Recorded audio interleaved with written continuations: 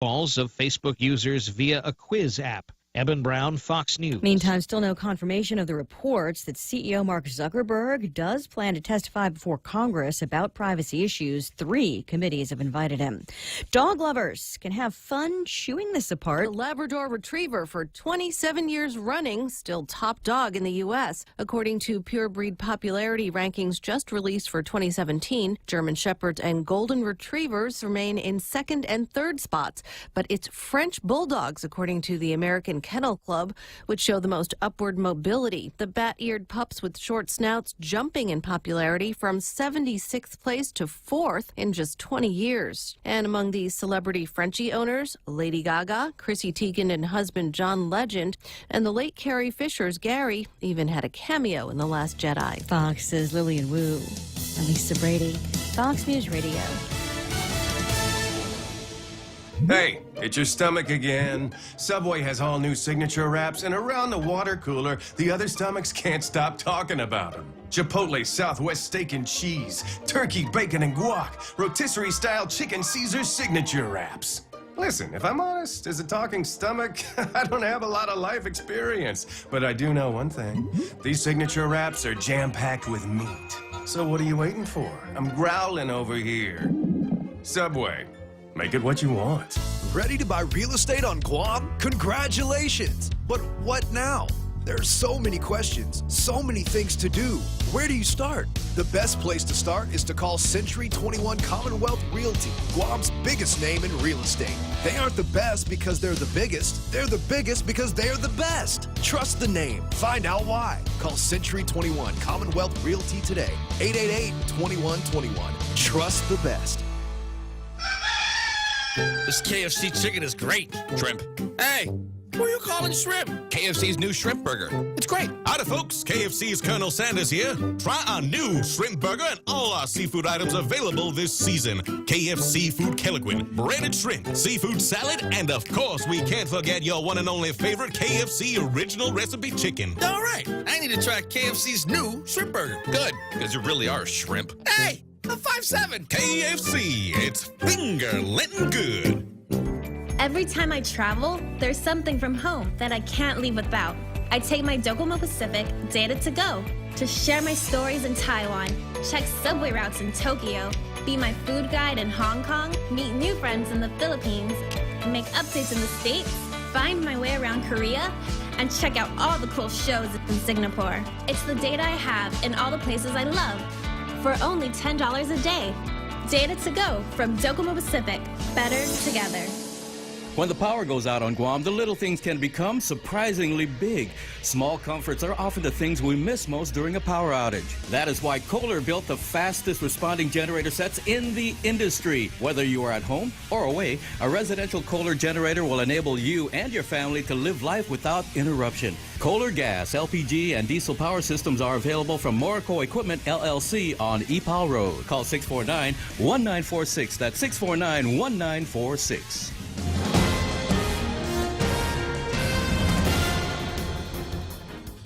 Half a day and good morning, Guam News Time here at The Point is 8 minutes past 6 a.m. this Thursday morning. I'm Kevin Kerrigan. Here's a look now at some of the top stories from the Guam Daily Post. The Air Force Office of Special Investigations has confirmed that a death investigation has been launched after the body of an Anderson Air Force airman was found unresponsive on base quarters at 3 a.m. Tuesday morning. In an email response to an inquiry from the Guam Daily Post, Linda Card, Chief Public Affairs Officer at the Air Force Office of Special Investigations in Virginia, said that the airman's death is currently part of an open death investigation. She stated that until the official release of the manner and cause of death are determined by autopsy, we can only confirm that the airman was found unresponsive in base quarters and that he died. Yesterday, Guam medical examiner Dr. Aurelio Espinola told the Post that he was informed by Air Force officials that the airman had been stabbed. Dr. Espinola said he was told that an autopsy would be performed at Naval Hospital tomorrow by an Air Force forensic pathologist who is flying to Guam from Japan to conduct that autopsy. The name of the airman has not been released. Card said that at this time the Air Force has no conclusive evidence to determine the manner in which the deceased died and or whether there's enough evidence for any charges to be preferred. As this investigation moves forward, she stated, we are still collecting evidence and waiting for the official autopsy report before releasing any further investigative information. In other news, Guam Regional Medical City asking that $450,000 of its qualifying certificate contributions be used to support Guam Memorial Hospital and the nursing programs at UOG and GCC. The financial contributions are required under GRMC's QC, which provides tax benefits to the private hospital. GRMC Chief Operating Officer Dr. Michael Cruz sent a letter to GITA asking that $250,000 go to GMH for the purpose of medical supplies and pharmaceuticals, another $100,000 to the University of Guam to support its School of Nursing, and the remaining $100,000 to Guam Community College to support its nursing and allied health programs. GRMC also requested that any funds remaining from 2016 and 2017 QC contributions, along with all payments that will be made in 2018, go to the applicable Government of Guam department to support the local Medicaid matching funds programs.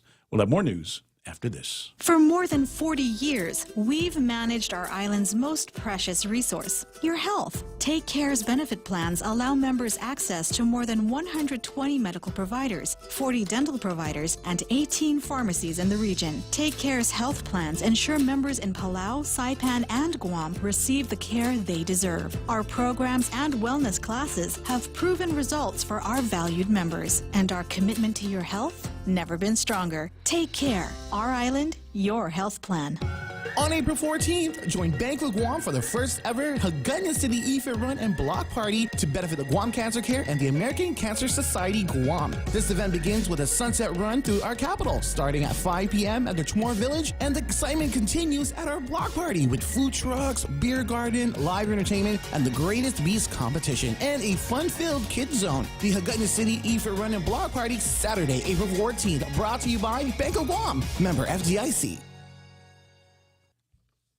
News time here at The Point is 11 minutes past 6 a.m. The Mayor's Council of Guam is on the verge of scrapping the annual Liberation Carnival that for decades has helped raise funds for the festivities surrounding the annual Liberation celebrations. Following a meeting with fellow mayors yesterday morning, Mayor's Council President Paul McDonald said, we decided to wait until Wednesday to make the final decision. McDonald, who is the mayor of Agana Heights, says they're frustrated with the lack of government support and the low turnout at last year's carnival, which was marred by the casino fiasco that led to the banning of all gambling activities at the carnival, including the so-called games of chance.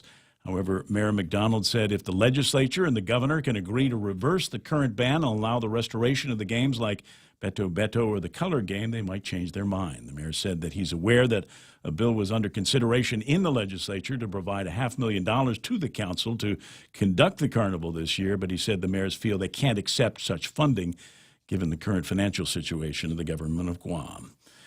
The first response from immigration officials to the recent surge in H-2B applications is expected by next week, according to Greg Massey, the administrator of the Guam Department of Labor's Alien Labor Certification Division. Massey told members of the Guam Chamber of Commerce yesterday that there are 1,120 H-2B applications from Guam employers in the pipeline now, waiting for approval from the U.S. Citizenship and Immigration Service. The first applications were submitted to USCIS a few weeks ago, he said, and they're now waiting on the answer. He told the Chamber of Commerce yesterday during a meeting at the Hilton that we'll see if they decide to approve these applications or continue to nitpick and deny them. We should know by next week. For these stories and more, log on to postguam.com or pick up a copy of today's Guam Daily Post. Right now with some weather. Partly sunny and isolated showers today, becoming mostly cloudy tonight. Scattered showers and isolated thunderstorms are in the forecast as well. You think? Is it finally going to rain? Southeast winds 10 to 20 miles an hour, decreasing 5 to 10 miles an hour tonight. Daytime highs about 88 degrees and overnight lows 76 degrees. No alerts or warnings to let you know about other than just dry conditions may continue to bring some fire danger rating, but there is no other danger rating than the one that we've been dealing with for the last few days, which is extreme. Right. Sunrise this morning about 6:19. Sunset tonight 6:32. That's news and weather together here. Brought to you by Bank Pacific, where others put branches. they place roots. Come out for the 4th annual Chucky Run and Fun 5K, 2K, and Flyaway giveaway. Join us Saturday, April 14th at Chuck E. Cheese's Guam. Show at 5:30 and go at 6 a.m. T-shirts, medals, and other cool prizes, refreshments, and indoor activities after the races. Grand prize drawing for all participants is a trip package for 2 to Manila. Register at Chuck E. Cheese's Guam. $8 for students, $12 for adults, and Group of 4 Super Saver for just $35. The 4th annual Chuck E. Run and Fun 5K, 2K, and Flyaway giveaway. See you there. 6:14. We'll call that studio time here for just a second. Portions of the program brought to you by First Hawaiian Bank, where it all starts with yes. We have those moments in our lives that happen unpredictably. The unexpected instances that we did not really need. Now you can count on us to stay well, Papa to live well, Papa to stay well, making sure you stay well. Oh, we'll lift you up when times are low. I'll see how far we'll go, and stay well. Stay Well Insurance. See how far we'll go. The Ray Gibson Show here on The Point, brought to you by King's Restaurant. 4 decades serving your favorites to your favorite families. Always open, always local. It's King's. GPSI Guam is a professional services company that is a registered contractor for the federal government. They're an SBA, 8A, and Hub Zone certified SDVOSB, providing program/project management, administration, technical support, logistics, and commodities. Find out more about GPSI and how they can help you today. For large prime companies, contact GPSI if you need assistance in meeting your small business subcontracting goals at 477-3058. They'll be happy to assist. The Ray Gibson Show. Morning talk that matters. Call now, 888-TALK. That's 888-8255.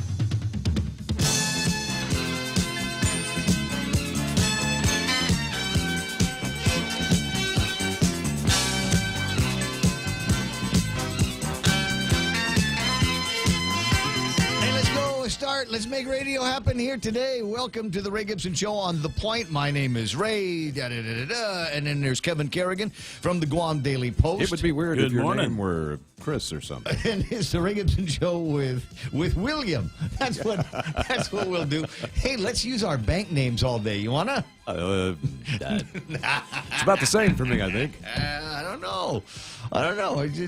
Michael Knight is your DJ name, right? Yeah. Yeah, my uncle used to call me Aloysius. Aloysius, oh my. I like that. I don't know how to spell it. Yeah, I actually do. How many X's are there in Aloysius? There's only one S. It sounds like there ought to be more. Kevin Kerrigan from the Guam Daily Post with a bunch of stories and in fact working on some breaking news now with the airman story. What a mystery, what a caper this has turned out to be, where there was a discovery of a body and then there was word about a stabbing, and then there was word. Wait a second. We haven't yet done the autopsy yet, so I've got to retract that statement. No, he didn't retract it. No. And the latest word, though, now is that a suspect has been taken into custody but not charged yet. And so we'll try to learn more as the morning proceeds. Okay, but it wasn't a retraction, though. My understanding there was no retraction. So where did the statement come from that it was a stabbing?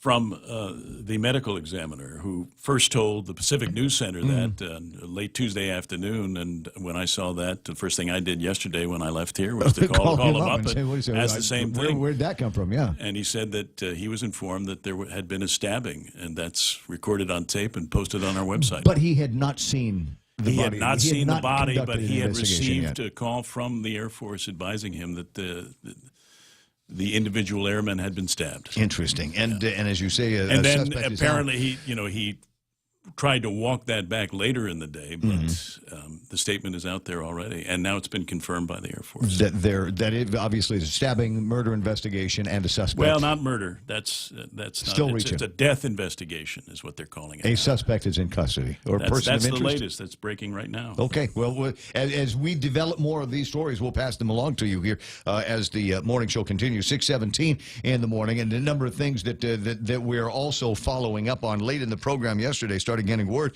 that it was being reported in some media that the carnival was off, that decisions had been made and it sounded final, and there was not going to be a carnival. As Kevin reported just a few minutes ago in the newscast, it looks like there might be some walking backwards of that story as well. Let me play for you here some audio. Now, this is from a recording that you conducted with Mayor McDonald yesterday. Is that correct? Yeah, that's correct. Okay, so let's hear this now. We decided to wait until Wednesday to make the final decision. You decided to wait until next week, Wednesday? Yeah. Is that our Mayor's Council? Or until we hear from the legislature or the governor's office. Okay, so I just want to be sure that we report it accurately. So you have not concretely decided to cancel the carnival. No. You will wait until next week, Wednesday, before you finally do. Yes. And that all depends upon what the legislature or the governor say. Yeah. If there's any change, then, we'll play it by ear. Well, there was a bill in the legislature for $500,000. I never saw the bill, in regards to the carnival. And so that hasn't been passed, and that money's not in your hands yet, is it? Yeah, but we don't want to. We're recommending that we don't do it that way because of the government situation. The financial situation. It's not nice to get an appropriation with all this financial problems that we're having. Right. So we're just saying, why don't they just come up with what we've always had with the carnival, where, they allowed the games, not the casino, but the games, because we did have a carnival before without the casino, but just with the game. All right, so that's where that is now. They're going to wait until Wednesday before a final decision is made on whether or not there will be a carnival. It kind of reminds me of you make a decision and then you go back and then like your wife finds out that you made the decision. She says, "Oh, we're not having Christmas at our house this year." You go back and you tell those guys, "I never said yes to that." Second thoughts. So we march backwards on this one here. So there is a measure that would provide. There's supposedly a measure that would provide $500,000. It hasn't formally been introduced, according to the mayor. That's what he said. Okay, well, there's time to get it in. But What, before the new tax kicks in on Sunday? But no, and he makes a point. He makes the same point that I make. Look, we're in hard financial times, and we don't have. They're closing down fire stations and the police departments and the pool up in Dededo, for heaven's sakes. They're closing it down, and so we're going to take $500,000 of money that we could be using to make sure the school's open in time so that we can have a carnival. No. I'm with you, Mayor McDonald, on this one here. We can't be living like the Kardashians if we got no money in the credit card to be able to pay for this at the end of it. So I'm with you on this, but would like to have a carnival out there somewhere. So is it possible now, and I wasn't on the air for this, I wasn't on the air to fight this tooth and nail, to make it my cause, something I could break my back over politically. But the idea that now they have gone through and changed out the law that means that, number one, there's no casino at the carnival, and I don't have a problem with that. I'm all right with that. But all of the games of chance that I grew up with, you got to put the ring in the bottle and it's a balloon with the darts and that kind. So all of that, all of those games of chance have been eliminated, and now there is no way for them to make any money at the carnival except rides and food. That's a problem. But it's not even a carnival without the games. You got to have Come the on, games. man. I mean, any carny will tell you, you've got to have the game. That's their whole reason for existing. The food and the rides are the only reason. There are just attractions to help bring people in to play these games of chance. Exactly, it is true. No, you're absolutely right. Yeah. So now, what was the argument that they were making? How many people did this pass by over at the legislature? And let's get their names. Anybody running for re-election here on this particular measure here? Mayor McDonald mentioned that that the idea was being floated by Senator San Augustine, but nothing was formally introduced and no vote was taken. But that's only on the money side, right? Yeah, on the money side. No. I want to play the games.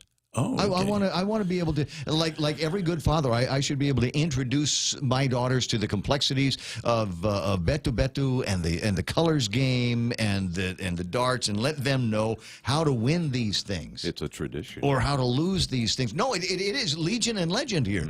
I'll take you back to when we used to have carnivals in Agania, the old carnival grounds in Agania, which is now a parking lot. When we were younger, that was among the places to go, and it was God, it was perfect back in because you'd have the parade, and it ended right there. The carnival was right there at the end of the parade, and it was always jam packed and a great way to end the liberation. And then everybody changes their mind about where we're going to put the carnival, and it's always separate now, and the parade goes in the other direction. You know how it is. So I'm sorry, where was I? Oh, I was about to reminisce. And the good time. I remember my cousin BJ decided one day, Baltazar decided that one day that he had put together mathematically the perfect way to play the colors game to maximize his winnings and to be able to walk away from this with some additional dough in his pocket, right? Really just impress everybody in his family. So he had his little book out there, and how to play the game and doing all of this stuff, and he had the calculations all perfect, and he went out there and learned a very, very valuable lesson about carny games. What was that lesson? The house always wins. The house will always. He may still be. Beach may still be paying that off. He may still be. This is 1975. He may still be paying off that the debt to the carny sharks out there. Really, can I borrow $5? It's $5. I'm gonna put it on yellow. Come on. Just have to play this. One more time. Come on. So, as I said, I didn't happen to be a guy on the radio at the time, so I don't know. I don't remember all of the drama that went around it. I knew that they were gunning for the casino, but I didn't realize that they were going after some of the other great games that they're playing. The other great games a chance. What a mess. What a mess that is. 625. There's a bunch of other stuff that's out there and worth talking about. When I start thinking about the Liberation Carnival and the Liberation Parade, I remember the great homage that was paid to a number of veterans that came to Guam for the 70th get-together of the Liberation. And I am sad to report here that one of them, maybe the most well-known of them, has passed away. Ionia World War II veteran, won the Congressional Gold Medal in September 2016 for his service, has died. Joe Benak of Ionia. And there are people here that know Pilar Laguantnia from GVB. If she's listening, she knows him. She's quoted in the article from the Sentinel. And I'm sure that Sergeant Major John Blas, who, if he's got the radio on this morning, is listening as well, and hanging his head, maybe saying a prayer for the man known as G.I. Joe or Coconut Joe. He's going to be laid to rest this weekend. U.S. Army Staff Sergeant Joe Benak was a bazooka gunner in the 307th Regimental Combat Team of the 77th Infantry Division, which stormed the beaches of Guam on July 21st to liberate the island. Benak was a member of the Civil Air Patrol before he entered the U.S. Army. He was only 17. He went through basic training. Boy, you think about 17-year-olds that we got running around today and 17-year-olds back then, night and day, huh? Not even close. He went through the basic training at Camp Hood, Texas, then traveled to Hawaii for jungle warfare training. He found on Guam a 3-pound coconut, which he sent back to his family on their dairy farm in Buchanan, near where he graduated. It was something they would. It was something they could remember him by in case he became a casualty of war. They held on to it. And he brought it back to Guam when he returned for the 70th anniversary of the liberation. The coconut that Benak returned to Guam in 2014 finally made its way into the World War II Museum. Pilar Laguantnia of the Guam Visitors Bureau said Benak is referred to as G.I. Joe or Coconut Joe. Joe and his family were school teachers on Guam years back and had the chance to teach our students for many years after he'd left the service, Pilar said. He donated the coconut to the people of Guam so that we can have it shared with all those who are interested in World War II history. Each year on July 21st, Guam celebrates World War II and honors its World War II veterans for the brave acts to the people of Guam and the liberation of the island when the Americans recaptured Guam from the Japanese. And he received his Congressional Gold Medal which is about the size of a tea plate. It's huge. In September of 2016, the keynote speaker that day was the Ionia County District Court Judge Raymond Voet. And goes on a little bit to talk about some of the service that he made to his community at after his return and all of that. So World War II Museum, look out for the coconut. And sad to report that Coconut Joe, or G.I. Joe, as many of the old folks in this town might remember him, Joe Bennick, has passed away. It's 6:28 in the morning. On the way, still more to talk about. Obviously, the number of things that were talked about over at the legislature, including the possibility now that if everything that John Camacho said about the implementation of the vacation rental goes through, we might finally be able to get our hands on 11 to, 16%, 15%?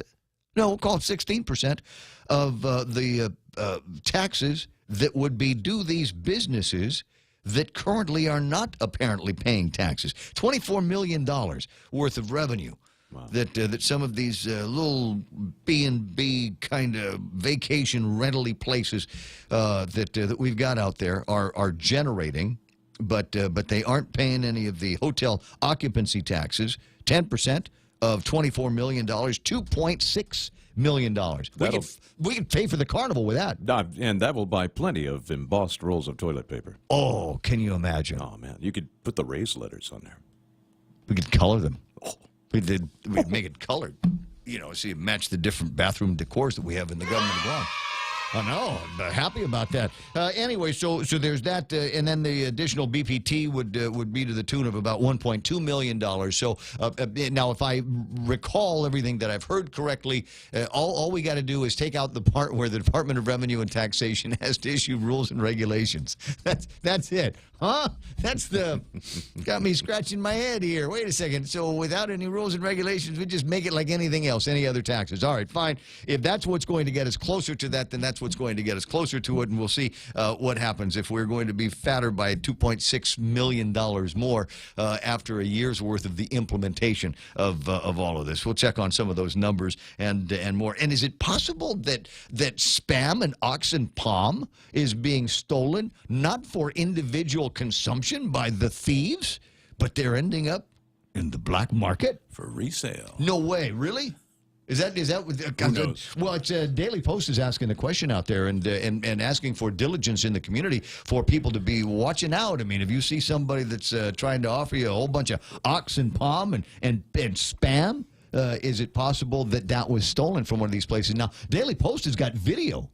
That's right. We posted that 2 days ago. Yeah. I just saw it this morning, and it's video of these guys, and this is an operation. They've got all kinds of people that will go and crowd around the cashier and keep the cashier busy. And while they're asking to see this and can I have that? Is that a phone card? What's this, that, or the other? While that's going on, somebody else will surreptitiously walk out with cases of this oxen palm and spam and all of the other stuff, and based on the amount of protein and flavor in those cans, and let me say it's probably ripe for some kind of resale. I'm new here. Yeah. But didn't we just do this a couple of years ago? I remember reading something about it when I was researching Guam. Yeah.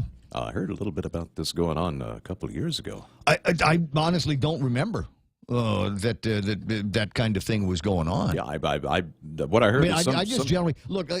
For me, sometimes the other form of theft is people that have no reason to be on welfare programs, that go and they buy all kinds of stuff that you can legitimately purchase them with your gift certificates from the government, and I watched them load these things up and go, I know where that's going. That's not going to somebody's house. That's not going to somebody's freezer. That is an employee of a restaurant out there that is buying meat cheaper, essentially for free, because they're using government benefits to buy the meats and the goods, and then taking it back to the restaurant where they work at or whoever they're connected with, and that's how the restaurant is able to get away with those lower prices. I'm sure that is going on, but I mean, to be able to lift 2 or 3 cases of spam and turn that into some kind of criminal empire, it just it's a little bit of a stretch for me. I mean, maybe selling it out the back of a truck, maybe that's what's going on. but the rest of it, I don't know. 6:33 in the morning, already 6:33. Holy Thursday. That's not what we call it. There's a whole other holy word for it, and I can't remember what it is. What is Monday, it? Thursday. Monday, Thursday. Thursday. Yeah, Which yeah. means, do we know? Sad. It's the day before Jesus was crucified. Okay. But the day Jesus was crucified and died is called good. So I can't make any sense out of it. Another of the mysteries of the Catholic faith. I got you. Anyway, so time right now to break into headlines. Kevin Kerrigan from the Guam Daily Post now. Half a day and good morning, Guam. News time here at The Point is 34 minutes past 6 a.m. In the headlines from the Guam Daily Post this morning, breaking news. Linda Card, the Chief Public Affairs Officer at the Air Force Office of Special Investigations in Virginia, has, minutes ago, confirmed that a person has been taken into custody but not charged in connection with the death of an airman at Anderson Air Force Base on Tuesday. There is a subject in custody, said Card. However, he remains innocent of any criminal charges until the autopsy results are released and charges are preferred. Until then, we will continue to investigate and take appropriate action based on conclusive investigative findings as well as the official autopsy report, she said. Card also stated that security forces who were first on the scene at the barracks on Anderson on Tuesday, quote, saw a lot of blood at the scene and what appeared to be a stab wound on the victim, she said. The airman was pronounced dead on base quarters at about 3 a.m. Tuesday after being found unresponsive. An Air Force forensic pathologist is en route to Guam from Okinawa to conduct an autopsy at Naval Hospital tomorrow. In other news this morning, the pace of H-2B worker applications has stepped up significantly in recent weeks. Governor Calvo Wednesday signing letters of support for 550 H-2B worker applications for ACE Builders. He signed similar support letters submitted by 3 other island employers seeking 700 other skilled foreign laborers last week. Conchita Bathan, president of ACE Builders, said that the workers are needed for 4 civilian construction projects. They are the iLearn Charter School, Summer Towers 2, 3, and 4, Summer Towers Estates Phase 3, and the Umatic Maritza Wastewater Project. The cost for all 4 of those projects is just over $31 million. The past chairman of the Guam Chamber of Commerce is concerned about the new tax law because it does not phase out the old business privilege tax when it phases in the new sales tax. Bobby Shringy briefing the chamber yesterday on the new tax law, which is slated to take effect on Sunday. Under the new law, the business privilege tax will rise 1 percentage point to 5% on April 1st. It'll stay that way until September 30th when it reverts to 4%. Then on October 1st, a new 2% sales tax takes effect. That's the problem, said Shringy. The 2% sales tax will be established on top of the 4% BPT. He said it's not exactly the sales tax the chamber had been talking about. However, since the sales tax doesn't take effect until October 1st, Shringy said it's a golden opportunity for the chamber to work with lawmakers to assure that maybe a conversion from BBT to sales tax can take place at that time. For these stories and more, log on to postguam.com or pick up a copy of today's Guam Daily Post. Yeah, like that's going to happen. iConnect time in the studio here at 6:36. Connect longer for less with iConnect's push-to-talk mobile and internet plans. Do you suffer from eye strain? If you work at a computer, follow the 20-20-20 rule. Every 20 minutes, look 20 feet away for 20 seconds to reduce eye fatigue. Ensure you have the optimal prescription for your contact lenses and glasses. Early stages of common eye diseases typically have no symptoms and can only be detected with a comprehensive dilated eye exam. Call Lombard Health today to book an appointment at 989-4747. Guam's best eye care. One patient at a time. What the man says here, so you gave me the W sign. That usually That's means right. Wendy's, Yep, right? But that's sometimes Wendy's means read Cold Stone. Can you imagine smoky mushroom ice cream? Okay. Hey, I tried yesterday. Wendy's has got the new smoky mushroom bacon cheeseburger. You have to try this. Look, I know you like the burgers over at Wendy's. I know it. We've been talking about it for years. You and I have gone over this. And so you take the great taste of the burger itself, and we put the Asiago cheese on top of that. That's where the cheese in that cheeseburger comes from. Then there's bacon which is meat candy, and you know it. And then there's the portobello mushrooms, which have the unique capability, the unique capacity of helping bridge all of the different flavors that are going on in there. And, of course, it's got a great texture, right? So you have that on the bread and have that with lemonade, wash it all down. It's so good, and I think good for you. But the pièce de résistance of this particular sandwich is onion tangles. It's the only way to describe it. It's not onion rings. There's little pieces of just oniony things. And they're little crispy fried things, and they stick them right on top of that. They're oniony or ish. It's just so good. It's the only way I can say it. And listen, I'm the guy, I'm not just telling you that you've got to try it. I've had this like 4 times in the last week. They're that good. I keep going back for them because they're usually for a limited time. So that's the deal. Try it today at Wendy's. At Micronesia Renewable Energy, values matter. So all of their solar energy systems come with guarantees and the most value. No shortcuts, all quality. It's giving you that solar energy system at the best price. It's using highly efficient solar panels with typhoon-proven racking, built by highly skilled local technicians, so your system performs and saves you money. It's total peace of mind all the time. Not all solar companies are created equal. For experienced quality solar, it's MRE. Call 632-2613. MRE, the smarter choice. Is there traffic yet? As we get closer and closer to Good Friday and the whole Easter weekend, I think we're going to see fewer and fewer cars out on the roads right now. The only thing that I see at this point, let me just make sure I'm not missing anything. Check the map. Route 14, which is the road that goes from Epau Beach around PIC and Pac Star up the hill towards Mescla Dos. And in this case, it's traffic going down the hill, where there might be more than 2 extra people trying to make their way into Tumont here this morning. That's traffic on the point. Triple J says yes. 0 down? Yes. 1.9% financing? Yes. Easy trade-in? Yes. No payments for 90 days? Yes. We'll have you saying yes, too, to these amazing deals. Like our big boy truck, the Ford F-150 at only $217 per paycheck. Or the top safety pick Mazda CX-5 Sport at only $194 per paycheck. Or turn heads in the Mazda 3 Sport or the sleek and sophisticated Kia Soul. Both for only $129 per paycheck. Visit us online at triplejguam.com. Some conditions apply. See dealer for details. Triple J, customers first. As we journey through the new year, we here at APL continue to find ways to better deliver our island's resources with innovative and cost-effective solutions, lending our helping hands by carrying your freight safely from the U.S. mainland or anywhere in our global network. We humbly honor the opportunities to continue to work and connect with you and your business. We are APL, and we are here for you. The Ray Gibson Show. News to fill your mind. Talk to get it out. Turn it up. Now tell a friend. Yes, get it out of my head. I've got a thought in my head, and it's going to roll around. It's going to rattle around in there all morning long unless I've got some way to vent. 888-8255. 888-TALK. 888-8255 is the phone number here to the point, and there's any number of topics. And in fact, if you don't have a topic, if you just want to call, that's fine, too. I'll give you one.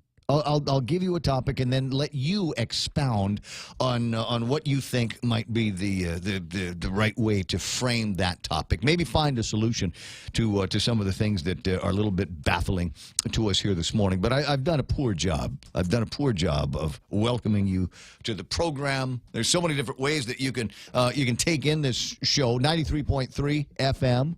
And if you look at the logo, it actually says 1350 AM. And we are working diligently with the Federal Communications Commission and technical people to erect some kind of amplitude modulated signal. Not because it'll sound better, but it'll carry a little bit further. And we want to make sure that wherever you are, including the deep south of Guam, that you'll be able to hear the radio station. Find us on HD3 on Boss 104. And then there's all of the different digital ways that you can find us. Streama and tune in. And if you're not using Next Radio, you're wasting data on your phone. If you're listening to me on a regular stream, then that's one way to do it. But if you use Next Radio and you've got an FM chip in your phone, sorry, Apple guys, then it will use the radio to listen to me, and all of the other cool digital features will go through the Next Radio. And I'm trying to remember what the other cool digital features are at this point. I think there's some RDS-y things that we might be pitching off in your direction on that. Plus, you can watch us online at thepoint.gu. First guys to do that. And happy to see that we've got people in the industry following us onto the website with video and Facebook Live. First guys to do that, and happy to see that there's other people that are taking their studio contributions and sticking them on Facebook Live. Nice to be a trendsetter, isn't it? Yeah, well, that's you. That's you. You're following. And there's people like you that are watching right now on the Facebook Live feed. And this is the part that I haven't said good morning yet to everybody. Look, Carl Gutierrez and Jeff Evans are on at the same time. Right there on the thing. So, guys, say hello to each other. Melissa Salasaki-Moto, Valerie Lynn, as usual, is up this morning. Juanita's there. Lillian Cruz. And, yeah, I did say Jeff Evans. Out in Sacramento, California, I think, is where he's at, listening to the stream. Good morning, Jeff! Jeff! It's good to see you. I gotta make that noise. And it's like old home week. We were talking about some of the people that you'd run into. You said you had heard from Kai Maxwell, yeah, I got a call from her yesterday. I was surprised to hear from her. It's been about... So looking for a job? No, she just called to say hi, from... Media people don't do that. She wants something. What does she want? We don't just, look you up maybe and say, I'll find out hey, in the how days you to doing? come. What is that all about? Jacqueline Diaz is there. I see Adonis and James and a bunch of others that are in the program. Deborah writes in this morning for you, actually, Kev. She says, did I hear Kevin say the iLearn Charter School wants to hire some of the off-island contract workers? Do charter schools have the same requirements for teacher certification that the regular public schools have? Deborah, I'm afraid you are only half listening to that story. The iLearn Charter School is just one of 4 projects that ACE Builders is applied for H-2B right. workers for. So to roll the story back here, Ace was one of the plaintiffs in the case that went against the U.S. government and the USCIS, and among their clients are the iLearn Charter School. They want to get some construction done, and that's where the link is between off-island contract workers. They're not going to be teachers. They're going to bend rebar. They're going to work on. Yeah. And full disclosure, ACE is owned by Cortec, which is also the owner of the Guam Daily Post. Okay, and so that's the connection all the way around, and we'll see what happens. The other interesting read on this is that we need to spend a little bit of time doing trying to find ways to get businesses, contractors that were not plaintiffs on that case involved as well. That's one of the things is it's going to be a little bit tricky for them because they're not actually part of that class. They tried to make it a class, but my understanding is that they were unsuccessful in that first go-round. That's correct, but the lawsuit is continuing, and they're trying to get that class status. Gotcha. So that everybody's covered. You would think the USCIS would just look at it and say, yeah, that was kind of dumb to begin with, and just send your applications. We don't care whether you were part of the case or not. We just go ahead and bring it in because we got to get bodies down here. Anybody you talk to is agreeing it. It's an open door up in the CNMI that.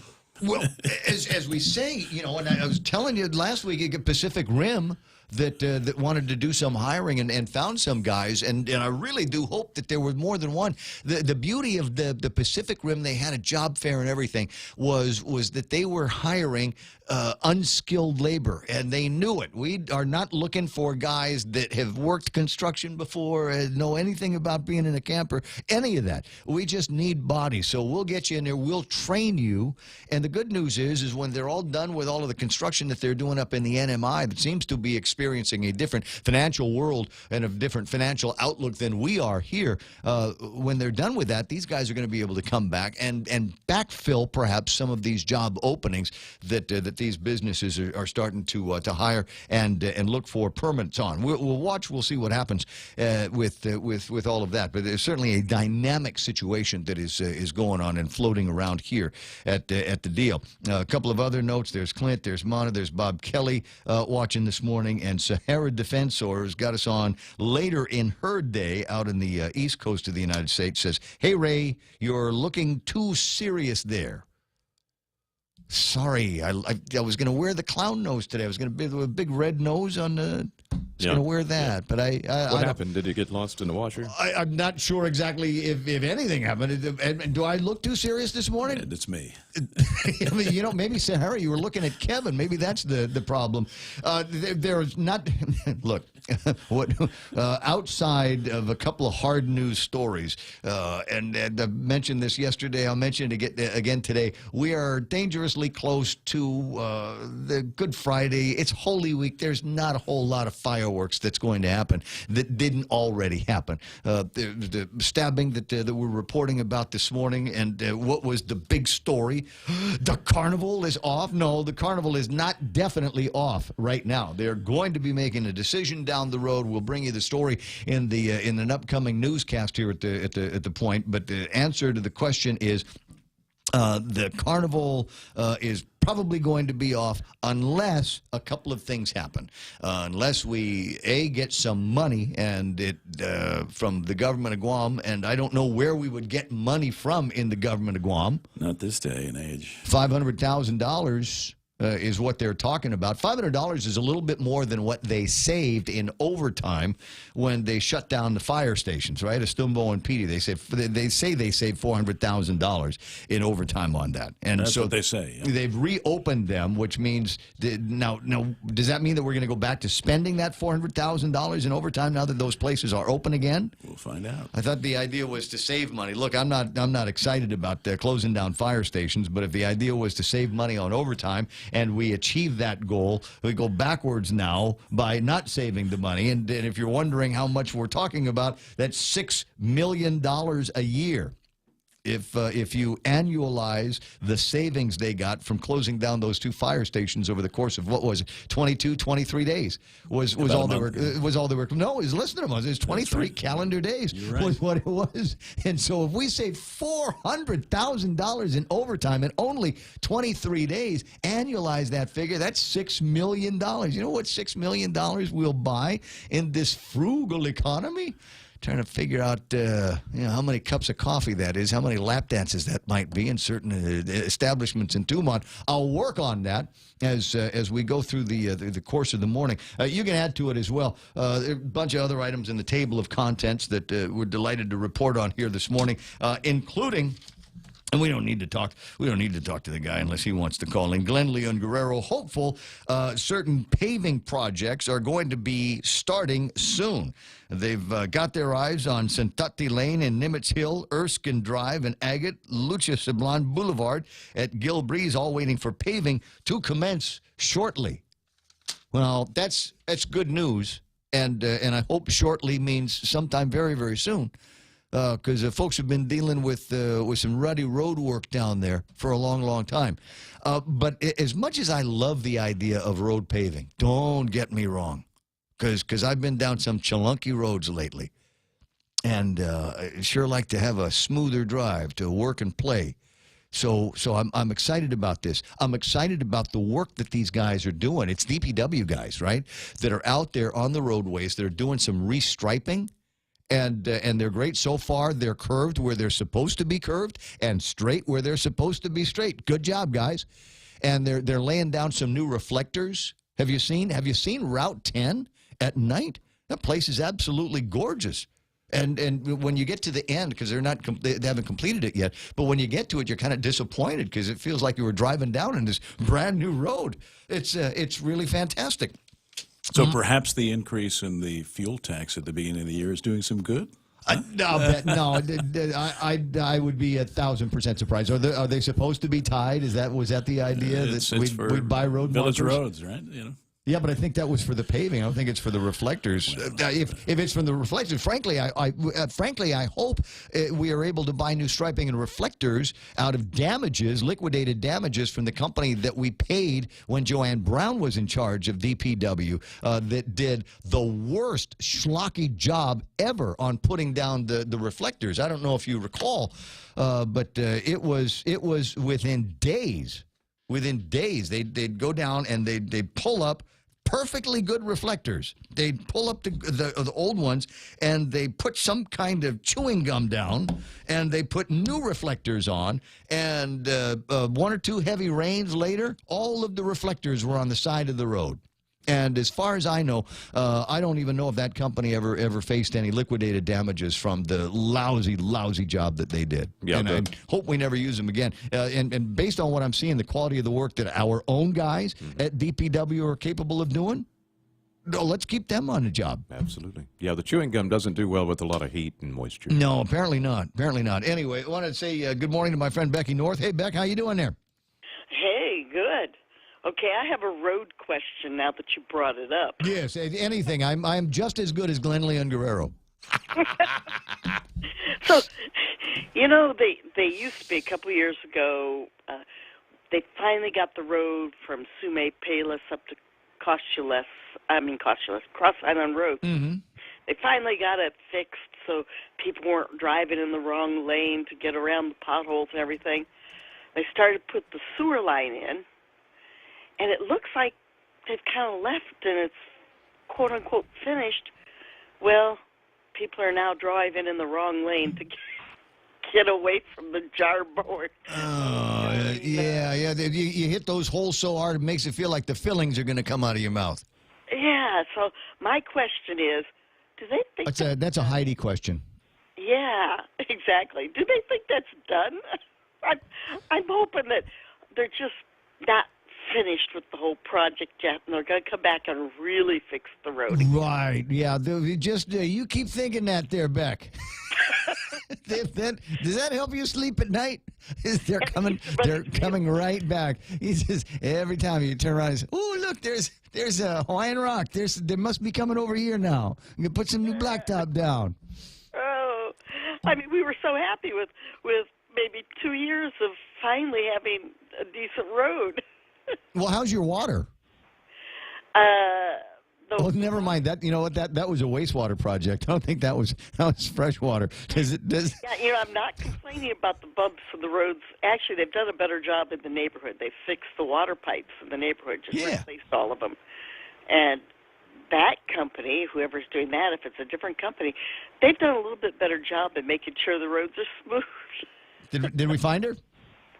I'm looking. Like I said, that's a Heidi question. Heidi's my go-to for anything having to do with any of the wastewater work that is being done down south. Now I know that you're right. There's still a lot of work to be done, and I don't think they've made all of the interconnects yet and finished up. So I do want to find out. Give them the benefit of the doubt here. That says that yep, we know we made a big mess on the roads, and we put a little bit of cold patch on them, and we're going to come back later on. And we're going to make this a glimmering, shining piece of blacktop. I have high hopes. I know it. But so you're off now, right? You're engaged in your spring break. I'm engaged in my spring break, also known as get ready for quiz night. Yeah, well, it's like that on the calendar. I was gonna lead into a plug for the quiz night thing, but for the benefits of your students and your students' parents that are listening, what is it that teachers do during spring break? Well, let's see. Because it's not really long enough to get off anywhere, is it? I mean, it's not like you can fly off and have a spring break vacation somewhere, is it? Well, I used to. Yeah. Back before I owned a house. Oh, yeah. Back before when you could afford it. Yeah, exactly. I used to do that, and maybe go to Korea for a week or go to the Philippines or something for a few days. But now I own a house now. Yeah, and somebody's got to watch the house while you're gone. That's it. Watch the house, water the plants, do that kind of thing. And sometimes it's more trouble than it's worth to find somebody to do it, so it's easier to stay home. More trouble to pay for some of the things you do at the house.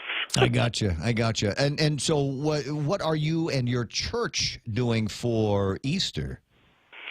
Well, tonight we have Monday, Thursday service, which is basically an agape meal of soup and bread for dinner, a simple meal. Tomorrow's Good Friday service in the evening. And then Sunday morning we have a service at EPAL Park. Oh, a sunrise thing, huh? you've got it. Sunrise thing with fellowship time and food afterwards, which I got to get my act together and start baking for. I got you. I promised bread for tonight, and I promised bread for Sunday. So you get to go up that Chunlucky Road to Payless and get some of the fixins for your baking. Well, I just wanted to check. And, of course, quiz night is coming up April 20th. And if you're going to the office today and there's at least 5 other smart people in the office or 3 other smart people and 2 people that are really good at math or know a thing or two about sports or just general trivia nuts, sign them up. Good at going out to get the beer at the bar while you're... Yeah. So that would be that would be if it was me running a team instead of being the quiz master, that would be me. I would be in charge of getting to drink and make sure everybody had a cold beer and wine. This is a beer and wine drinking event, if you will. So that's other beverages as well, but yes. Okay. Well, let me see what I can find out on your road work down south. Oh, I love that. Okay. If people are interested in getting a team, and I dropped off tickets yesterday for a number of teams, you could call either 565-6480, or you can call 647-4667, or email habitatqn@gmail.com. I'll be looking out for it and for more details coming up, and we'll talk about the sponsor opportunities maybe next time to make sure that we've got adequate number of prizes on the big Blue Wallow prizes. Yay! All right, listen. Good luck to you, and happy Maundy Thursday. I don't think I'm supposed to say it that way. I think this is supposed to be one of those silent reflection days. Not. You're forgiven. Thank you. Yeah. I'll talk to you soon, Beck. Have an awesome day and an awesome morning. We're closing in on 7 o'clock in the morning. The radio station is KUSG Hagåtña. That's what they know us by in Washington, D.C. Here on Guam, we're The Point. Fox News Live is coming up next. Breaking news with Kevin Kerrigan of the Guam Daily Post on the other side of that. Stand by now for the news.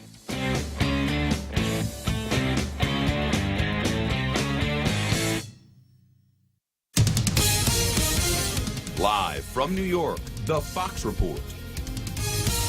I'm Lisa Brady. A flurry of early questions from the jury at the Pulse nightclub trial. Noor Salman, the widow of gunman Omar Mateen, charged with supporting his shooting rampage that left 49 dead nearly 2 years ago and obstruction of justice after the fact.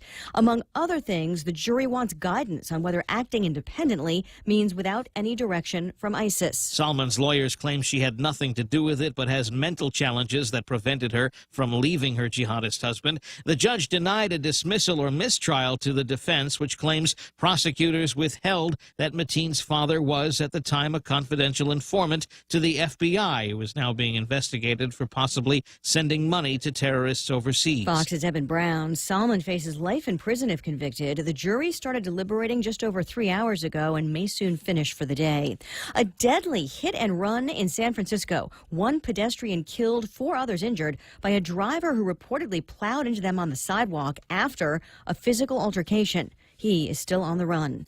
The Trump administration now facing a pile of lawsuits over the plan to add a citizenship question back into the census. The NAACP now leading one of the suits, General Counsel Brad Berry. Seeking to require the Census Bureau to count communities of color fairly and accurately in the 2020 census. The main concern, how many residents won't be counted because they're afraid to answer the question.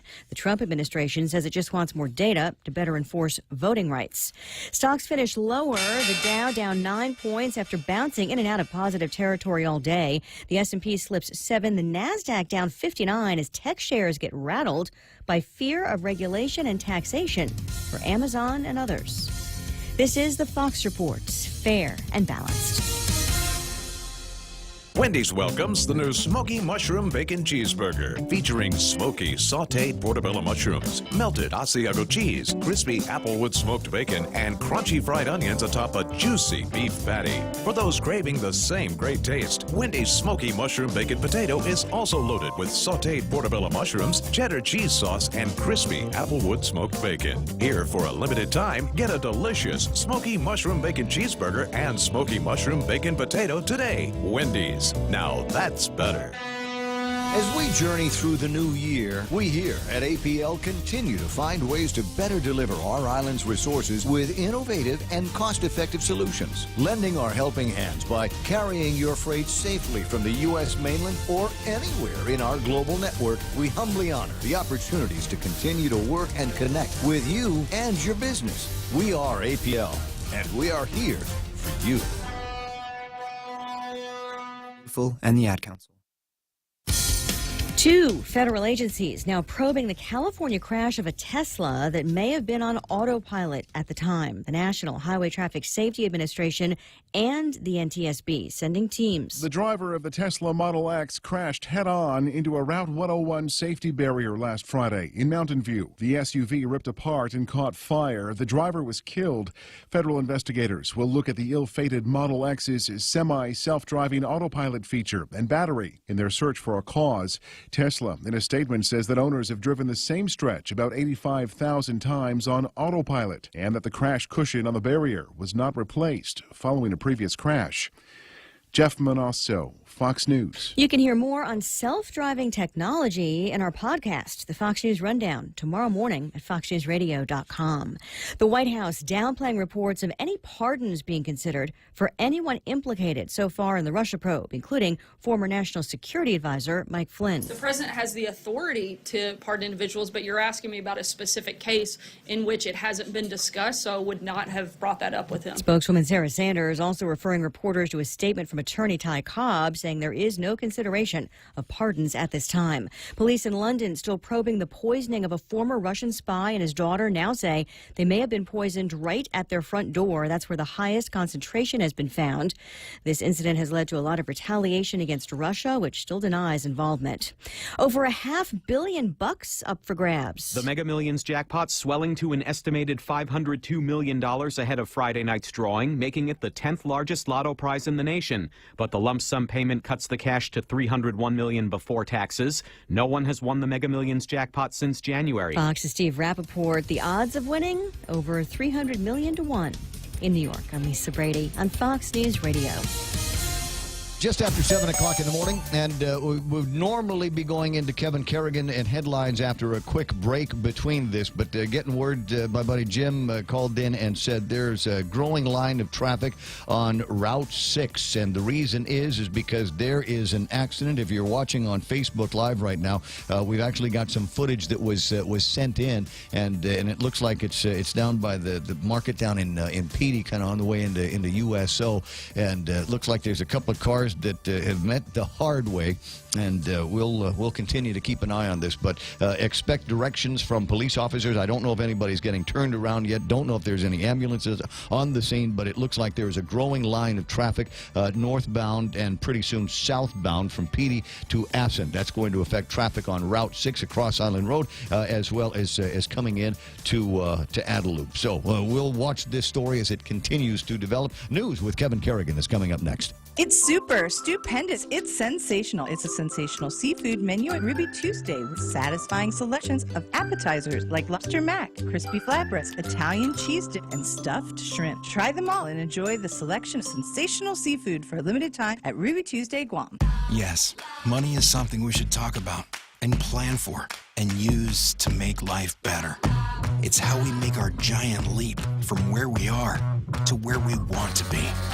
So let's talk together and work together to check off shiny new kitchens, fully nested dorm rooms, and bucket lists with more countries than our passports can hold. Let's check them all off together. First Hawaiian Bank. It all starts with yes. Member FDIC. The stations of Choice Broadcasting are celebrating April 2018 as National Earth Month in the first ever Upcycle Mascot Showdown. We've invited the public elementary 5th grade classes to set the example and build their school mascots completely out of recyclable material. Come down to the Chamorro Village Festival Huts on April 21st from 1 p.m. to 4 p.m. for a full day of fun. Support your school's mascot and be sure to vote for your favorite. Judges pick the first place winner. The public votes for the second place winner.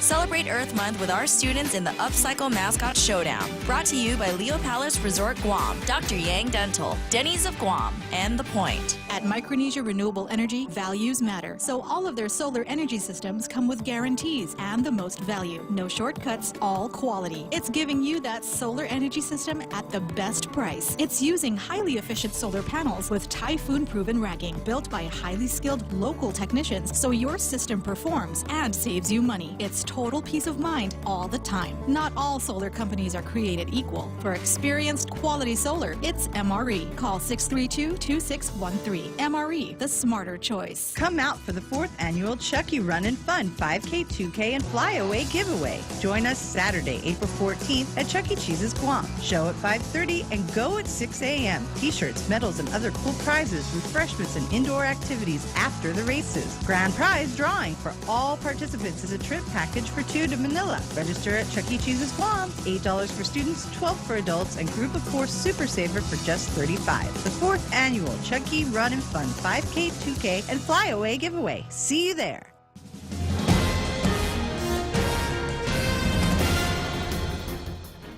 Afade and Good Morning Guam News Time here at The Point is 9 minutes past 7 a.m. this Thursday morning. I'm Kevin Kerrigan. Here's a look now at some of the top stories from the Guam Daily Post. Linda Card, the Chief Public Affairs Officer at the Air Force Office of Special Investigations in Virginia, has confirmed for the Post that a person has now been taken into custody but not charged in connection with the death of an airman at Andersen Air Force Base on Tuesday. Card revealed that security forces airmen at Andersen, who were first on the scene early Tuesday, said that they saw a lot of blood at the scene and what appeared to be a stab wound on the victim. There is a subject in custody, she said. However, he remains innocent of any criminal charges until the autopsy results are released and charges are preferred. Until then, she said, we will continue to investigate and take appropriate action based on conclusive investigative findings, as well as the official autopsy report. The airman was pronounced dead in base headquarters around 3 a.m. Tuesday after being found unresponsive. An Air Force forensic pathologist is en route to Guam from Okinawa to conduct an autopsy at Naval Hospital tomorrow. The Air Force has yet to release the name of the deceased airman. However, the Guam Daily Post has learned separately that the deceased airman's hometown is in Texas, and he was formerly stationed in Louisiana at Barksdale Air Force Base, home of the B-52s. In other news this morning, the Mayor's Council of Guam is on the verge of scrapping the annual Liberation Carnival that for decades has helped raise funds for the festivities surrounding the annual Liberation celebrations. Following a meeting with fellow mayors yesterday morning, Mayor's Council President Paul McDonald told the Guam Daily Post that they decided to wait until next Wednesday to make the final decision. McDonald, who is the mayor of Agana Heights, says they're frustrated with the lack of government support and the low turnout at last year's carnival, which was marred by the casino fiasco that led to the banning of all gambling activities at the carnival, including those so-called games of chance. However, McDonald said if the legislature and the governor can agree to reverse the current ban and allow the restoration of those games of chance, they might change their mind. The mayor said that he is aware that a bill was under consideration in the legislature to provide $500,000 to the council to conduct the carnival this year, but he said the mayors feel they can't accept such funding given the current financial situation of the government of Guam. We'll have more news after this. At GTA, we believe you deserve better than home internet with hidden data fees. That's why all our internet plans are unlimited, because binging movies in bed shouldn't make you want to hide under the covers when the bill arrives. So the choice is yours. Bill shock with the other guys? Or a life unlimited with GTA? Say goodbye to hidden data fees and make the switch today. GTA, your island, your network. Relax, enjoy, and be greeted by the spectacular view of Hagåtña Bay when you visit the Point at the Sheraton Laguna Guam. Gaze into the beautiful sunset as you unwind to the music of Philip Garcia and Natasha on Wednesdays, Mama Shar and Nina on Thursdays, Philip Garcia and Luis Muñoz on Fridays, and Jack Larimer on Saturdays. Open daily from 8 a.m. to 11 p.m. Happy hour from 5 to 8 p.m. with all cocktail drinks for $7. Receive a discount when you present your SPG card. Call Peter Yaban at 646-2222 for reservations at the Point at the Sheraton Laguna Guam Resort. 12 minutes past 7 a.m. here at The Point. The past chairman of the Guam Chamber of Commerce concerned about the new tax law because it doesn't phase out the old business privilege tax when it phases in the new sales tax. Bobby Schringy briefing the chamber yesterday on the new tax law, which takes effect this Sunday. Under the new tax law, the business privilege tax will rise 1 percentage point to 5% April 1st. It'll stay that way until September 30th when it reverts back to 4%. Then on October 1st, a new 2% sales tax goes into effect, and that's the problem, said Schringy. The 2% sales tax will be established on top of the 4% BPT. He said it's not exactly the sales tax that the chamber has been talking about. However, since the sales tax doesn't take effect for another 6 months, Schringy said it's a golden opportunity now for the chamber members to work with lawmakers to assure that maybe a conversion from the business privilege tax to the sales tax can take place. The first response from immigration officials to the recent surge in H-2B applications expected by next week, according to Greg Massey, the administrator of the Guam Department of Labor's Alien Labor Certification Division. Massey told members of the Guam Chamber yesterday during their meeting that there are 1,120 H-2B applications from Guam employers in the pipeline now, waiting for approval from the U.S. Citizenship and Immigration Service. The first applications were submitted to USCIS a few weeks ago, he said, and they're waiting on an answer now. He told the chamber members, we'll see if immigration decides to approve these applications or continue to nitpick and deny them. We should know by next week. For these stories and more, log on to postguam.com or pick up a copy of today's Guam Daily Post. Here's Ray with some weather, maybe. Huh? I like the way you guys put that together. These are not the taxes that you're asking for. It's like a Star Wars line. These are not the droids you're looking for. This is not the tax increase that you had asked about here. Here's the weather. Partly sunny today. Isolated showers becoming mostly cloudy tonight with some scattered showers, perhaps even some isolated thunderstorms. Well, there's a sound that you haven't heard in a while. Southeast winds to about 20 miles an hour, decreasing 5 to 10 miles an hour this evening. Highs near 88 degrees and overnight lows of about 76 degrees. Sunset tonight, 6:32. Sunrise tomorrow morning, about 6:19, maybe 6:18. That's news and weather together here on The Point. We have some really great home loan programs, but did you know we have great business loans too? Every day we're working with companies to purchase equipment, to buy or build properties, or make tenant improvements. We offer letters of credit, working capital, and term loans, and we make all of our credit decisions here. Commercial loans, commercial banking from Bank Pacific. Bank Pacific, where others put branches, we place roots. Equal housing lender, member FDIC. Portions of the Bank Pacific. Sorry, Phil. Portions of the program brought to you by my friends over at King's Restaurants. They're your friends too, you know. They've for 40 years been serving your favorites to families like mine, families like yours, and they have no intentions of stopping or even slowing down. King's Restaurant, always open and always local. Security Title is honored to join in sponsoring Ray Gibson on The Point. Hafiday, my name is Jesse Cruz from the village of Maina, and this is where I start my day, listening to the voices of our community and sharing thoughts about issues that affect all of us. It all boils down to our people and our land. Protehi Tanomo, protect your land. When it comes to your family land, remember to call the professionals at Security Title, just like you call Ray Gibson in the morning.